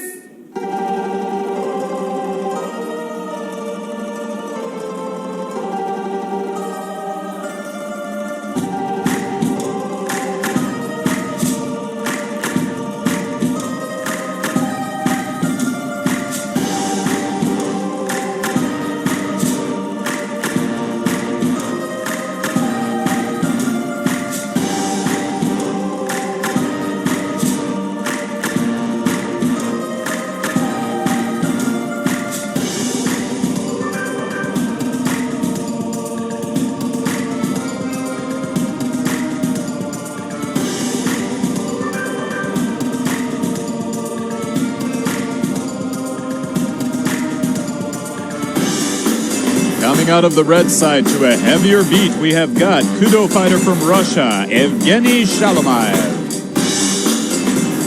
Shalomaev, he joined Ganryujima for the first time after a 3.5-year hiatus, so he's found a renewed energy in his combat fighting. The world champion of Kudo, he's fought MMA, 5 wins, he has 3 knockouts and a submission victory, so he has some good experience under his belt, and like I said, he feels kind of refreshed and renewed coming into this new rule set and having some success. Now both fighters, when they hit hard. Shalomaev, like you said, has scored 3 knockouts. Toyota also, he's fought some greats as well. Back in the day, he fought Daiju Takase, who actually holds a win over Anderson Silva. So some interesting connections there. And it seems like Toyota's got quite a following in Japan. Did you hear how people went crazy when his name was announced? Yeah, I mean, he's fought in Korea and Japan, several different organizations, even in Rising. He's fought, like I said, Takase, he's fought Minoa Man also. He'll be looking to start with striking and then get into the grappling zone. I expect from Carlos Toyota to see him take the lapel on the back of the collar and throw uppercuts or overhands. Now, both fighters celebrated their birthdays in December. The big difference is Shalomaev is now 29 and Toyota 47. There's a whopping 18-year age difference between these two. It's a fair gap there. You know, like I said, they're fighting at about the same weight today, but Toyota usually walks around quite a bit heavier. But when he punches, dear God. And we have got one of our advertisers. This is also a very age-old tradition. In the sumo dohyo, usually when sponsors come about, you have a guy walking around with the sponsor's name on a placard, which is exactly what this fellow did. As mentioned earlier, Ganryujima respects the age-old traditions of combat in Japan. It's historically, culturally, and of course, entertainment-wise significant. And here we have the last fight of the first half. We have 8 bouts today, but number 5, this one is going to be the final one of the first half. So let's see who takes this one home. Returning fighter Shalomaev or Ganryujima first-timer Toyota. Do not blink. First contact there from Shalomaev. Now, Shalomaev has the advantage of having fought in the Ganryujima ring once, so he knows it better than first-timer Toyota. Yeah, and he's pushing forward. He's backing up Toyota. Toyota needs to be aware of the outside here, or he could get pushed out. And he's out. Now, it seems like Shalomaev knows this is also a good strategy to undertake against his opponent. Yep, like I said, you know, when somebody like Toyota has not fought under these rules, they're just not aware of, you know, the edges, the peripheral, in the same way as somebody who has fought here before. Definitely. It's something that trips up many first-time fighters, and in fact, Shalomaev is our first contestant today. And just like that! Knockout from the Russian! Down! Boom! Wow! And keeping true to his reputation, Shalomaev unleashes one of his signature lethal punches and knocks down Toyota in the first round. That was like a bomb. He just went whap and Toyota went plonk. And it was over, just like that. Now, Toyota's back on his feet, showing how tough he is, but he was clearly out of the game there from that punch from Shalomaev. Oh boy, not since the first fight did I see an opponent just fall down the way he did. Here's the replay, sets it up with a high kick. Oh no, that's the first ring out. He knew he was getting close there. Goes to the body. Oh, and stand punch right over there. Tick, boom. Boom. Oh boy, and those kicks, you could tell Toyota was feeling the impact of those. Beautiful striking from the Russian. Yep, he's conscious, but you can tell he was out. He could not continue any further. Boy, but it's these kinds of moments that really make Ganryujima, where one punch, one well-placed kick can just decide the match just like that. Yep. I mean, it's over just like that, and here we have it. Our final fight of the first half of Ganryujima 9 goes to Evgeny Shalomaev. Congratulations.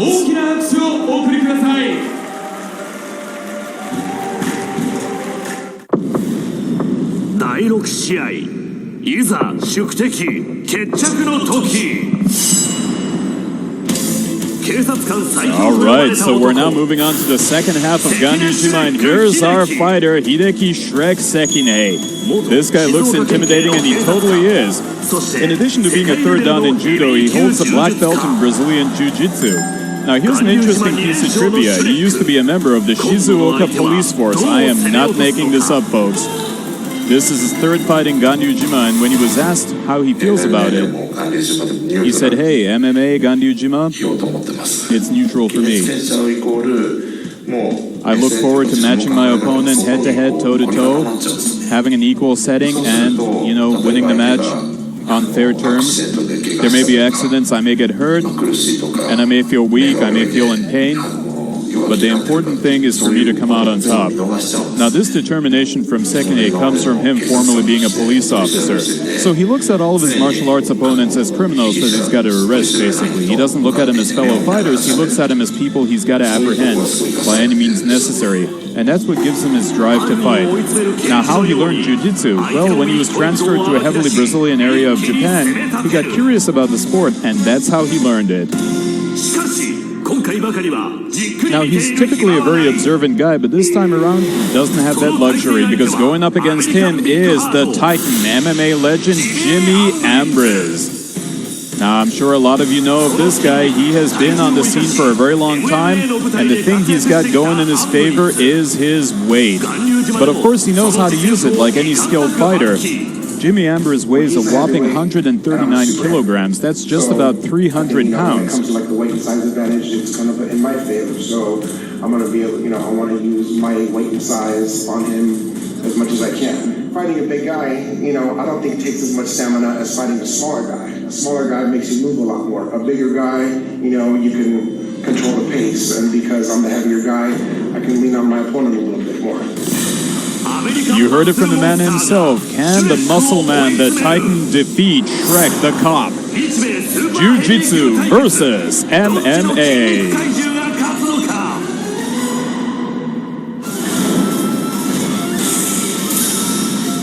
Hideki Shrek Sekine versus Jimmy the Titan Ambriz. The Battle of the Titans.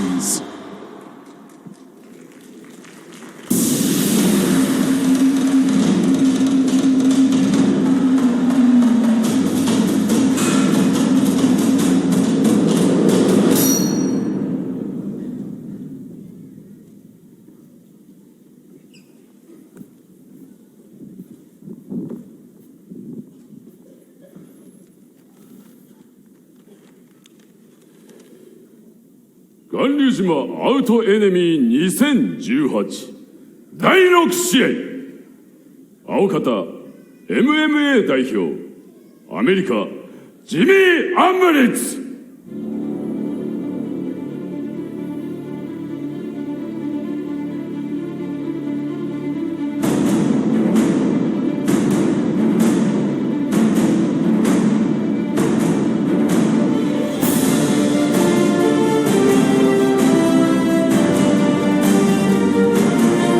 Into the incredibly dramatic heavy beats is the heavy dramatic man himself, Jimmy the Titan Ambriz, legendary MMA fighter from the USA. This guy is quite a force of nature. Oh, he's massive, yeah. Hits like an absolute truck. And he has a ton of experience. He's been fighting for years. He's fought some greats as well. Sergey Kharitonov, Rico Rodriguez, Jerome Labana, Jeff Monson, and Minoa Man himself. He has been around the block, that's for sure. 赤方柔術代表日本関根シュレック秀樹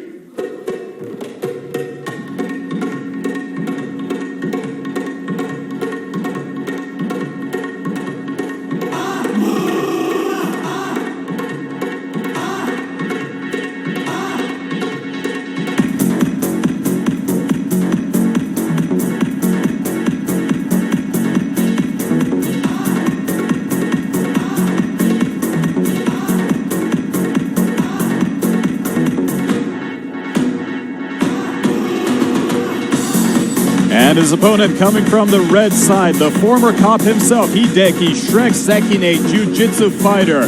This guy is ready to inflict some damage today. Another physically powerful guy, very good in the clinch. He has fought in the Abu Dhabi combat in the over 99 kilogram division. He's faced people like Dean Lister and Brandon Vera, very tough guys. He also has some good experience under his belt coming into this match tonight. He already has 2 wins in Ganryujima. That's correct. So in far. Ganryujima 7, he defeated Mongolian sumo wrestler Baruhan and handily defeated pancreasist Rocky Kawamura in Ganryujima 8. Now you saw how he beat Rocky. He just dragged him around like a rag doll and pummeled the crap out of him. Rocky was the then middleweight king of Pancras, and the weight difference just showed clearly in that fight. Now, while Sekine's nickname is Shrek, I'm thinking of a different green monster, if you know what I mean when I think of it. He should be called the Incredible Hulk, you know. 日本 I mean, he went full Hulk smash on Rocky. He did, yeah. He doesn't have that advantage today, though. Jimmy outweighs him by about 30 pounds. Oh, even more than that. I think 24 kilos. So we're talking over 50 pounds. Oh, really? Yeah. Wow. And what's incredible is in this tournament, we have got special rules where ground attacks are permitted for up to 30 seconds. Yeah, this one's a little bit different, which arguably goes in favor of Shrek himself. Oh, definitely, because when Shrek gets you in a lock and he lands those hard punches on your head, you are out. But of course, Ambriz also knows how to use his weight to his advantage. He does, yeah. Sekine believes that Jimmy Ambriz is going to gas first in this fight. And now, Sekine is not known for his gas tank either, so that might answer a few questions here. Definitely. Who has the bigger gas tank? Would you look at the size of these guys? We're talking about a combined weight of over 250 kilograms on the dohyo. Very difficult to knock somebody like Jimmy out. He doesn't have much of a neck. He's very solidly built. You can see already he's using his strength and weight to his advantage against the native. He's solidly built, but he also knows how to move. I saw him practicing some maneuvering, you know, on the dohyo before we got started, but yeah, for a very heavy guy, he moves pretty quick at times. He does. So all that MMA experience coming in handy. Oh, he's landed a couple of punches against Sekine. Yeah. Well, apparently he won his first 8 fights as a professional MMA fighter, and his first loss came to Josh Barnett. So again, that shows, you know, where he comes from and the kind of competition that he's faced over the years. Now, Jimmy Ambriz has also fought in Ganryujima. I believe this is his 3rd bout here. In his first bout, he just pummeled former sumo wrestler Kaiho, and he actually holds the distinction of being the only fighter to have faced Katsunori Kikuno and not lost the match. Unfortunately, ended up in a no contest decision. I would love to see a rematch between Kikuno and Jimmy Ambriz, but this time around, we'll see him fight Shrek. Shrek not moving with the same urgency as he did with Rocky. I think he knows he's got his work cut out for him this time around. Yeah, he can't manhandle him in the same way. Yep.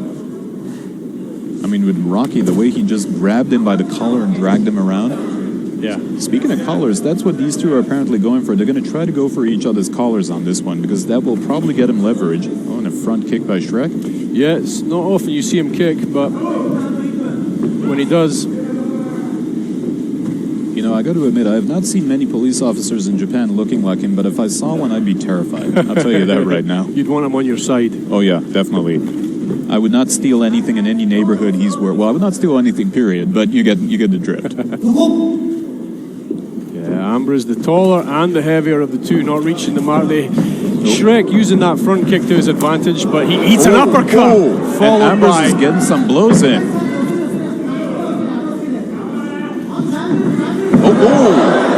Nice flip by Shrek. Not easy to throw somebody like Jimmy Ambriz. Now, can he get his signature hard punches in? Oh, he's going to go full Hulk smash on Jimmy Ambriz. Stand up. He is landing those hard, heavy punches. Wonder how much of this Ambriz can take. Okay, stop. Oh, and looks like, yep, it worked. And Shrek and his hard punches have won an Ippon decision over Jimmy Ambriz. You just cannot take those punches and survive. No, with this rule set, when you get that position, you can overwhelm your opponent. And especially with the special rules here, just 30 seconds on the mat, he had plenty of time just to put the hurt on him and get the finish. And that's Shrek's secret weapon. If you basically get cornered by him, it's all over. Those punches will not keep you in the ring for that long. Again, having the gi to hang on to it just changes everything up. Right over here, and that's what gave Shrek the upper hand. He kneed him once, and then got right on top, and then it was all over. Yeah, but the glory between these two fighters who clearly have a lot of respect for each other, and that's one great part about Ganryujima is the respect aspect. Yep, there's absolutely no trash talking in this. I don't know whether or not it's in the contract, but it's never an issue. It's not part of the show at all. You do not trash talk your opponent. You let your martial arts skill do the speaking. And the martial arts skill did indeed do the speaking for Hideki Shrek Sekine. Congratulations on your third victory at Ganryujima.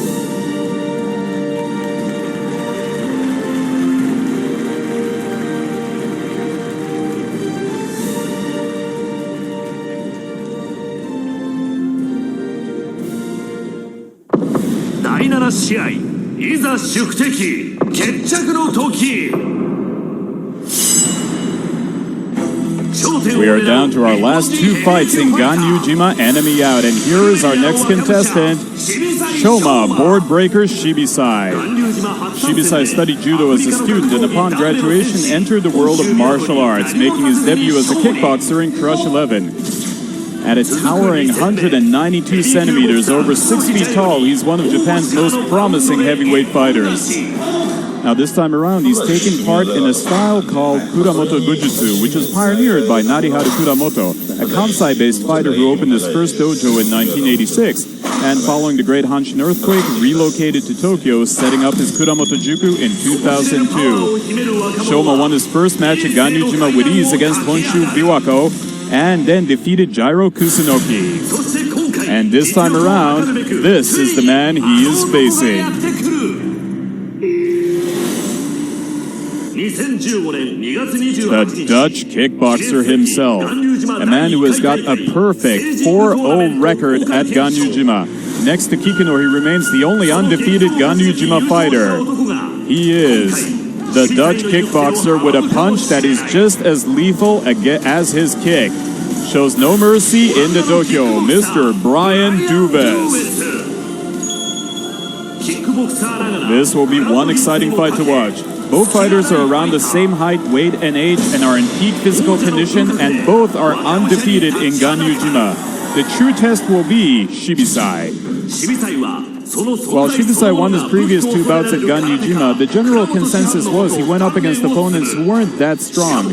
But this time around, he is up against an undeniably tough opponent in the form of Brian Douwes. Brian Douwes has won 4 bouts and lost 0, and Shoma has won 2 and lost 0. So this time around, all eyes are on Shibisai if he can be the next great fighter of Ganryujima. His mentor, Mr. Kuramoto, thinks he can more than achieve that. And Shibisai himself believes that in order to show that he is the real deal, he's got to fight against the best and the strongest. And he is prepared to do that this time around. We have got one iron fighter, Shibisai, going up against another iron fighter. Kuramoto Bujutsu versus kickboxing.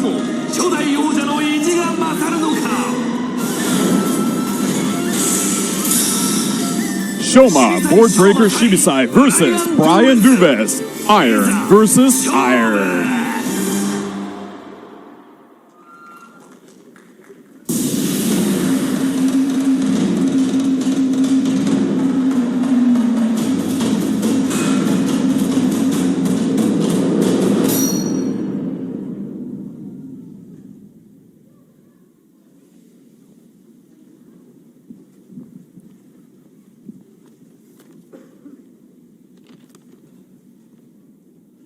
ただいまより巌流島アウトエネミー2018第7試合を行います。青方よりキックボクシングを代表し、オランダブライアン・ドゥーエス選手の入場です。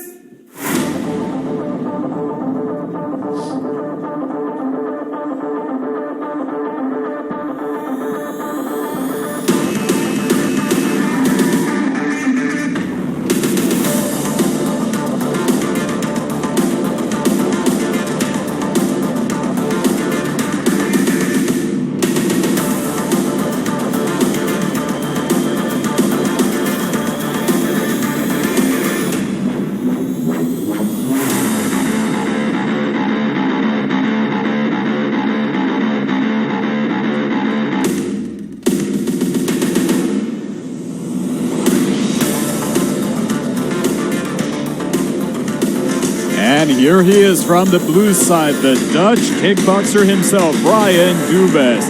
To see this guy fight is to see poetry in motion, but very lethal poetry in motion. Massive amount of striking experience. kickboxing, Muay Thai, trained under Gilbert Valentine of Team Spirit, moved on to Mike's gym under Mike Pasenia. He's now with the Coliseum top team Beverwyck. 赤方より倉本流武術を代表し、日本渋沢翔馬選手の入場です。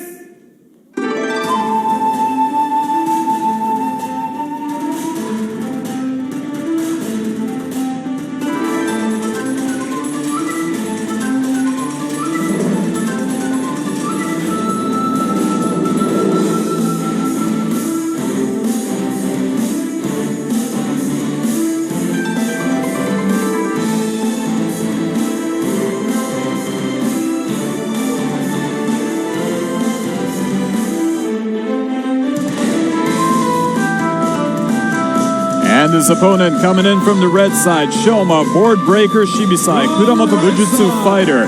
This man is a towering hulk of iron, and he shows it in his fists and his movements. Shibisai is a big unit. He has some serious power and a lot of speed behind him. He's got 2 solid wins in Ganryujima so far, and he's been training with Team Climb, some big guys, and including UFC vet. Now, Shibisai practices a fighting style known as Kuramoto Bujutsu, and one interesting part of this style is it consists of turning your whole body into a weapon, toughening it up to the point where any part of it could cause damage to your opponent. And Shibisai has definitely shown that, but I think Douwes possesses that as well. Douwes, I mean, 66 wins, 25 losses as a kickboxer, 19 of those wins by KO. This guy puts people's lights out.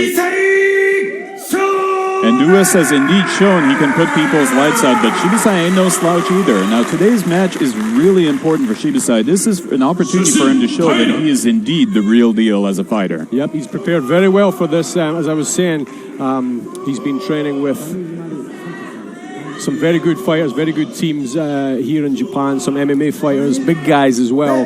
So this is a good test of his skill set at this stage in his career. And as I mentioned earlier, what's exciting about this match, these guys are more or less evenly matched in terms of height, in terms of weight, in terms of age. They're both about the same. And here we go. Fight number 7 in Ganryujima. Which enemy will have his lights put out? Oh, and Douwes goes down. And looks like Shibisai's got the upper hand over here, is trying to land punches, but Douwes showing he is not a Ganryujima champ for nothing, but Shibisai is showing him no mercy, landing those punches hard. Oh boy, he is not letting any chance to stop. Oh, and the ref stops the fight! And just like that, the reigning champ... Oh, looks like Douwes said, why'd you stop it? But is it over? Doesn't look like it. He's calling the win. The referee's calling the win. Yep. By Ippon victory, the winner is Shoma Shibisai. And just like that, the previously undefeated champ of Ganryujima, Brian Douwes, has lost his first bout, but he does not look happy. He knew he could take it, and he was upset when the ref called the match. Yeah, Douwes was hanging on there. I mean, he was taking some punches, but none of them were clean to the chin. He was able to close a little bit of the gap and covering up well. Basically, yeah, there was no serious damage there. I would like to have seen that stood up and started again, to be honest. Douwes is obviously not damaged at all. Happy. He could have gone further, and he knows it. He's saying, this is ridiculous. Why'd you stop the match? I could have gone further. That's one of the points in the rules and the reffing that a lot of people have to get used to here. They stop it super quick. Exactly. If they think you're in trouble, even if you're not in trouble, as you can see there. Yeah, we can see that Shibisai is a strong, powerful lad. But I personally would have liked to have seen that go a little bit further to see how he dealt with the striking of the Dutchman. Oh, most definitely. You know, I mean, because Douwes is obviously used to taking some serious pummeling, being a kickboxer, but like you said, with Ganryujima, the rules are about safety first. And if it looks like the opponent's getting a heavy pummeling, the ref calls the match, and that's what happened in this case, even though Douwes clearly could have gone further. But hey, new tournament, new rules. It's a good win for Shibisai, but definitely. Unfortunate for Douwes. I imagine we'll see him back. Well, let's hope so. In the meantime, congratulations, Shibisai. 勝ちましたシビサイ選手に今一度大きな拍手をお送りください。2019 2016年10月21日アジアの頂点を争うトーナメント2人のエース明暗が分かれた瞬間 Well, folks, we have witnessed 7 incredible fights among 14 incredible fighters, but it all boils down to this final fight. Kikuno versus Omigawa. Now, Kikuno and Omigawa fought once in Ganryujima, and they both made it up to the finals, and they faced each other in the final match. They fought some incredible rounds, but ultimately, Kikuno won the match against Omigawa. It was quite a tense match, though. You had no idea which side was going to win. This is a match of destiny that you're going to be witnessing today. In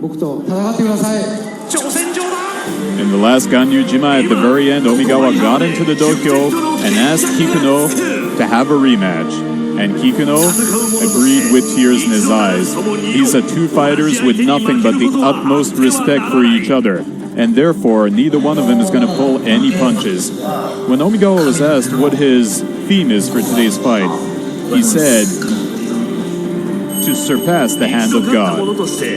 Pretty heavy words. Now here we're going to see the ultimate value, the ultimate fight that these two fighters bring to them. Kikuno said he's always up for a challenge, but this challenge scares him. It really scares him, but he has prepared hard for this, and he's going to do everything he can to win this fight. He said so far, now it's about maintaining his championship, and that's much harder than winning it. Now Kikuno said, the theme is the future of Ganryujima, the future of fighting, my future, Mr. Kikuno's future, for the entire future of everyone involved. That's what I'm fighting for. And here we go, Okinawan Kempo Karate versus Judo. Katsunori, one-punch knockout Kikuno versus Michihiro, the wide road Omigawa, the way of the rematch.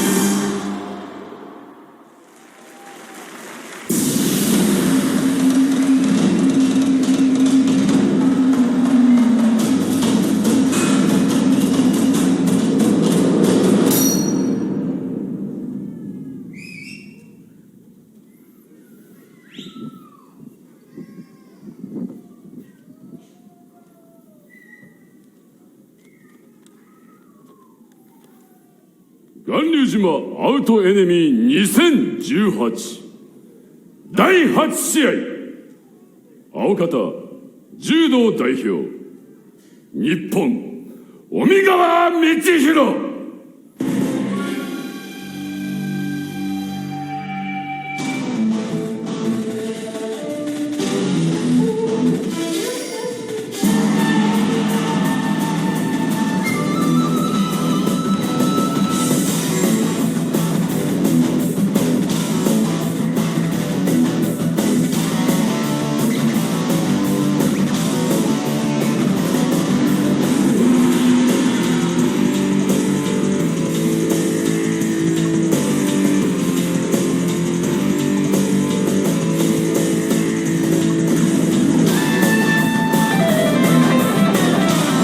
Alright folks, here you have it, the final and most crucial match of Ganryujima 9 Out Enemy. Coming from the blue side, we have got Michihiro, the wide road Omigawa. His history is very interesting. Judo background, he began MMA in Yoshida Dojo, which produced a lot of pride in UFC fighters. He's fought the likes of Hiroyuki Takaya, Katsuhioki, Marlon Sandro, Namfan, Manny Gamburian, Chad Mendes, Cole Escovedo, and Tatsuya Kawajiri. The list goes on and on. Very, very strong list. One experienced, strong fighter who is about to show his own patented style of Neo-Judo today for his audience and, of course, his students. Omigawa runs the dojo, and he's got a lot to prove today. He joined us in Ganryujima 5, right? And he took 3 wins and a loss from there. His only loss to this man about to come out now. 日本菊野勝則 All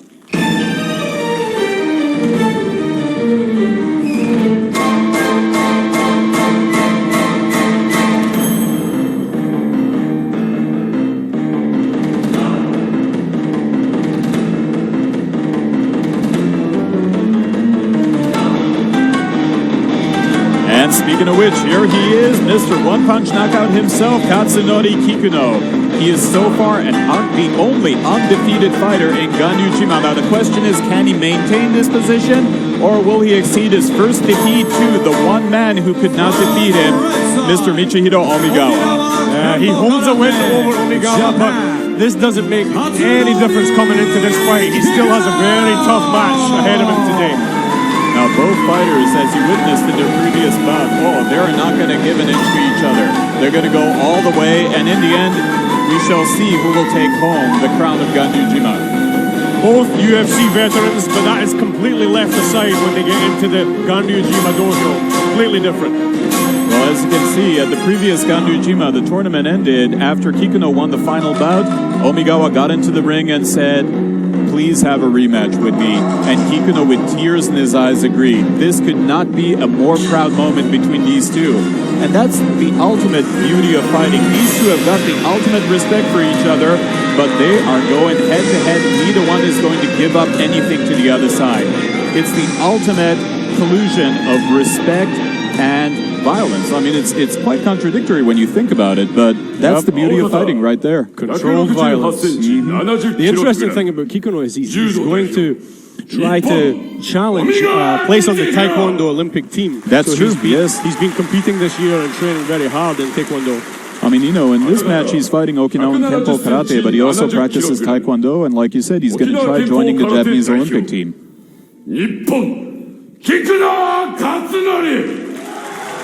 And the main man behind Ganryujima, Mr. Tanikawa, said he's been reading Kikuno's Facebook page every day, but it's like he's either sparring, training, or eating with sponsors. I mean, he is restless, Kikuno. Constant, yeah. He lives the martial arts. He's one of those guys, that's his life. Family and martial arts. Yep, he's also a loving father of, I think, 3 kids, is it? Super nice guy. I knew him way back in the day before he was famous, training under Kosaka Tsuyoshi at Team Alliance. Super humble guy, and his ethic, his work ethic, his training ethic is persistent. And here you have it. Right before the main event, we have got a bunch of cute kids coming in with billboards. And these billboards showcase the advertisers who, thanks to them, this event was made possible today. Now, this is very much done in the style of sumo. Sumo is also similar, only you don't have kids taking up bringing out these placards. But that's the beauty of Ganryujima. It's a very family-oriented affair. Oh, yeah. Yeah, that's the beauty of the martial arts in Japan. All the competitive martial arts are very much family events. Right? I mean, quite a few of the fighters were saying it was because their fathers were fans of fighting that they decided to become fighters themselves. It's absolutely beautiful. There's real love behind the violence here. Yep. That's what makes it so deep-veined, and so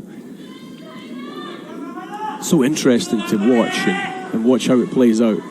Well, like you said, deep-veined, and that's the nature of martial arts in Japan. And that's precisely what Ganryujima is about. They want to show the depth. Yeah, there's nothing superficial about this at all. Like I said, to drive the point home, we're going to be playing the Japanese national anthem.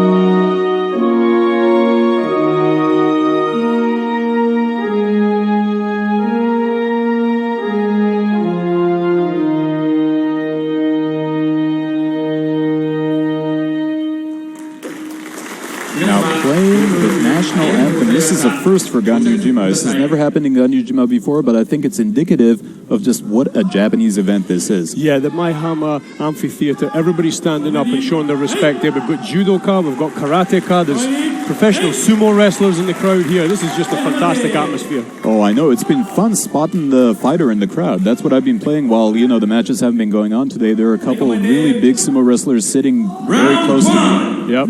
Unfortunately, you can't see them. The camera is not going to show them. But here we go. The final fight. Oh, and both right into it with each other. Walk straight out, face on. Now, Omigawa's throws are something of a work of art, but Kikuno and his punches, boy, one of those punches hits you square in the face, you are out. It's lights out, and I wonder if this is going to be a drawn-out bout, or if it's going to end all of a sudden. Oh, Omigawa does a nice throw over here. Omigawa's judo is just fantastic. Yes. We've seen him score a beautiful textbook Koyanage, and there he was looking for a throw also. Quite different from Kikuno, who is looking for that punch on the button. Omigawa scored some incredible upsets in terms of throws in Ganryujima. Just when you think he's the one getting pummeled out of the dohyo, he just immediately flips his opponent over. Oh! And Omigawa's down! That could be the end. He holds back. Kikuno's trying to hold back. No! He doesn't. No! The ref stops the fight! The ref stops the fight! Kikuno knew he was done. The reigning champion of Ganryujima, the only undefeated Ganryujima fighter, Katsunori, one-punch knockout Kikuno. Well, he knew he was down, he knew he was done. He held his punch. He didn't want to hit him too hard and finish it off too brutally, but he did the job perfectly. But you can see the respect that Kikuno has for Omigawa, because he punched him and Omigawa was down, and Kikuno hesitated. He pulled the first punch. Yeah, on the ground, he pulled the first punch. He wanted the match to continue, but then he remembered, no, I'm a fighter. I have to finish this fair and square, and he did. And he lands a brilliant ippon against his rival. Counter left hook. Knee on the belly. There's the counter left hook. And that's right over there. Knee on and the he belly. hesitates. Boom. He's looking at the ref. He's like, I don't want to smash his face, but I'm going to have to show that this is finished. Wow. I mean, that's just a beautiful fight right there. You can see the absolute respect the two fighters have for each other, but in the end, Kikuno remembered he's a fighter. He's got to finish the match. And finish it he did. Omigawa's back on his feet. That's good to see. They did bring a stretcher in, but he doesn't need it. He's okay. They're exchanging some words. This is a very emotional fight really for both of them. It really is. These two guys could not have any more respect for each other. I mean, they go way, way, way back. And unfortunately, it was a shorter bout than their last one. The last one lasted, I think, 2 rounds at least, and both of them really went the distance before Kikuno landed a kick, and that's what allowed him to knock him out. But this time around, this has really been true to its name, enemy out. A lot of enemies have had their lights punched out today. Yep, they've all come out, and they've all shown improved. Well, no doubt, Omigawa students who came en masse to see him today are disappointed, but this is where Omigawa is a true fighter. He shows them to be a fighter is to be able to lose graciously. Yep. He congratulates Kikuno, he takes a bow, and he heads out. Yes, and I mean, he's an absolutely incredible fighter. I am itching to see another rematch between him and Kikuno, but this time around, the odds were definitely in Kikuno's favor, and he definitely delivered. Katsunori Kikuno, his timing, the way he finds angles and gets his head out of the way, you can see that from the counter left hook. They're just beautifully placed, and that's all she wrote.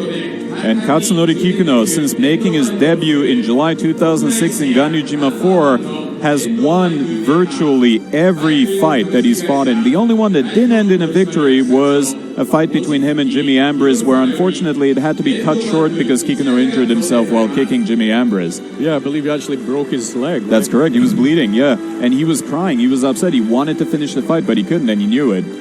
And, you know, he is the reigning champion of Ganryujima. No one has yet to come close to him. But right now what I would like to see is a rematch between him and Ambriz, although Ambriz lost today. So there is no other undefeated fighter that Kikuno can go up against. Right, yeah, he improves his Ganryujima record to 5 wins. That's correct.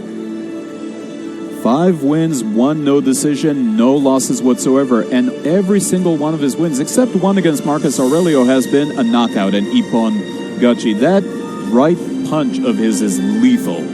Oh, yeah. the former deep lightweight champion, shows that he is still a martial artist through and through. And the crowd loves it. The undefeated champion of Ganryujima, Mr. Katsunori Kikuno, loves his audience, and they love. Let's see how much further he can extend this winning streak. Yeah, I love when he, before he fights, the way he talks. Intelligent. When he fights intelligently, and when he finishes, he's always got a smile. He's got a great smile, doesn't he? Yep.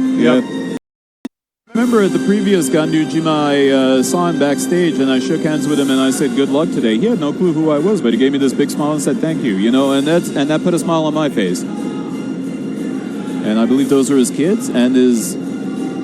Yep, those are his kids. Yeah, we're about to get a message from him on the mic. Okay, let's hear it from Mr. One Punch Knockout himself, Mr. Katsunori Kikuno, the reigning champion of Ganryujima.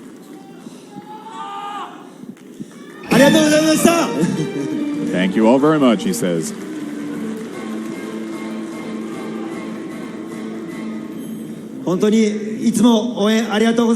He says, thank you all so much for always cheering for me.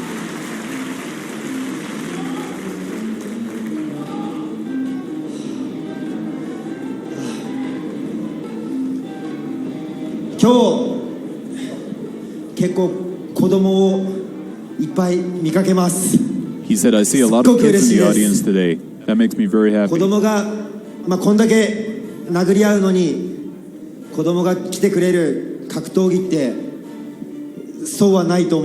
I think this is the only martial arts tournament that involves people pummeling each other, but yet a lot of kids come to watch it.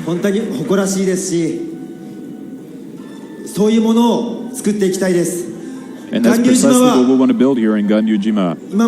A sport for the family. Ganryujima is not like other martial arts tournaments. It's a brand new martial arts tournament. It's a tournament that we want children to feel proud of by watching. And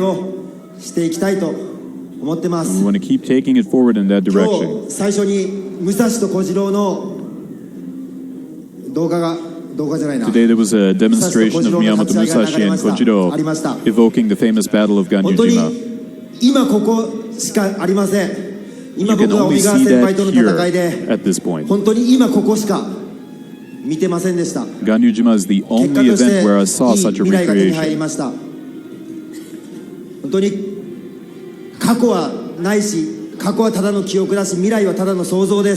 There is no past, the future is just your imagination, and the past is in the history. What matters is the present. Now we have to show our courage, move one step forward, and by doing that we can create a beautiful future. Ganryujima will continue building a fun, entertainment future. Thank you, all of you, for coming to watch this today. 今ここを目いっぱい勇気出して、そして目いっぱい楽しんで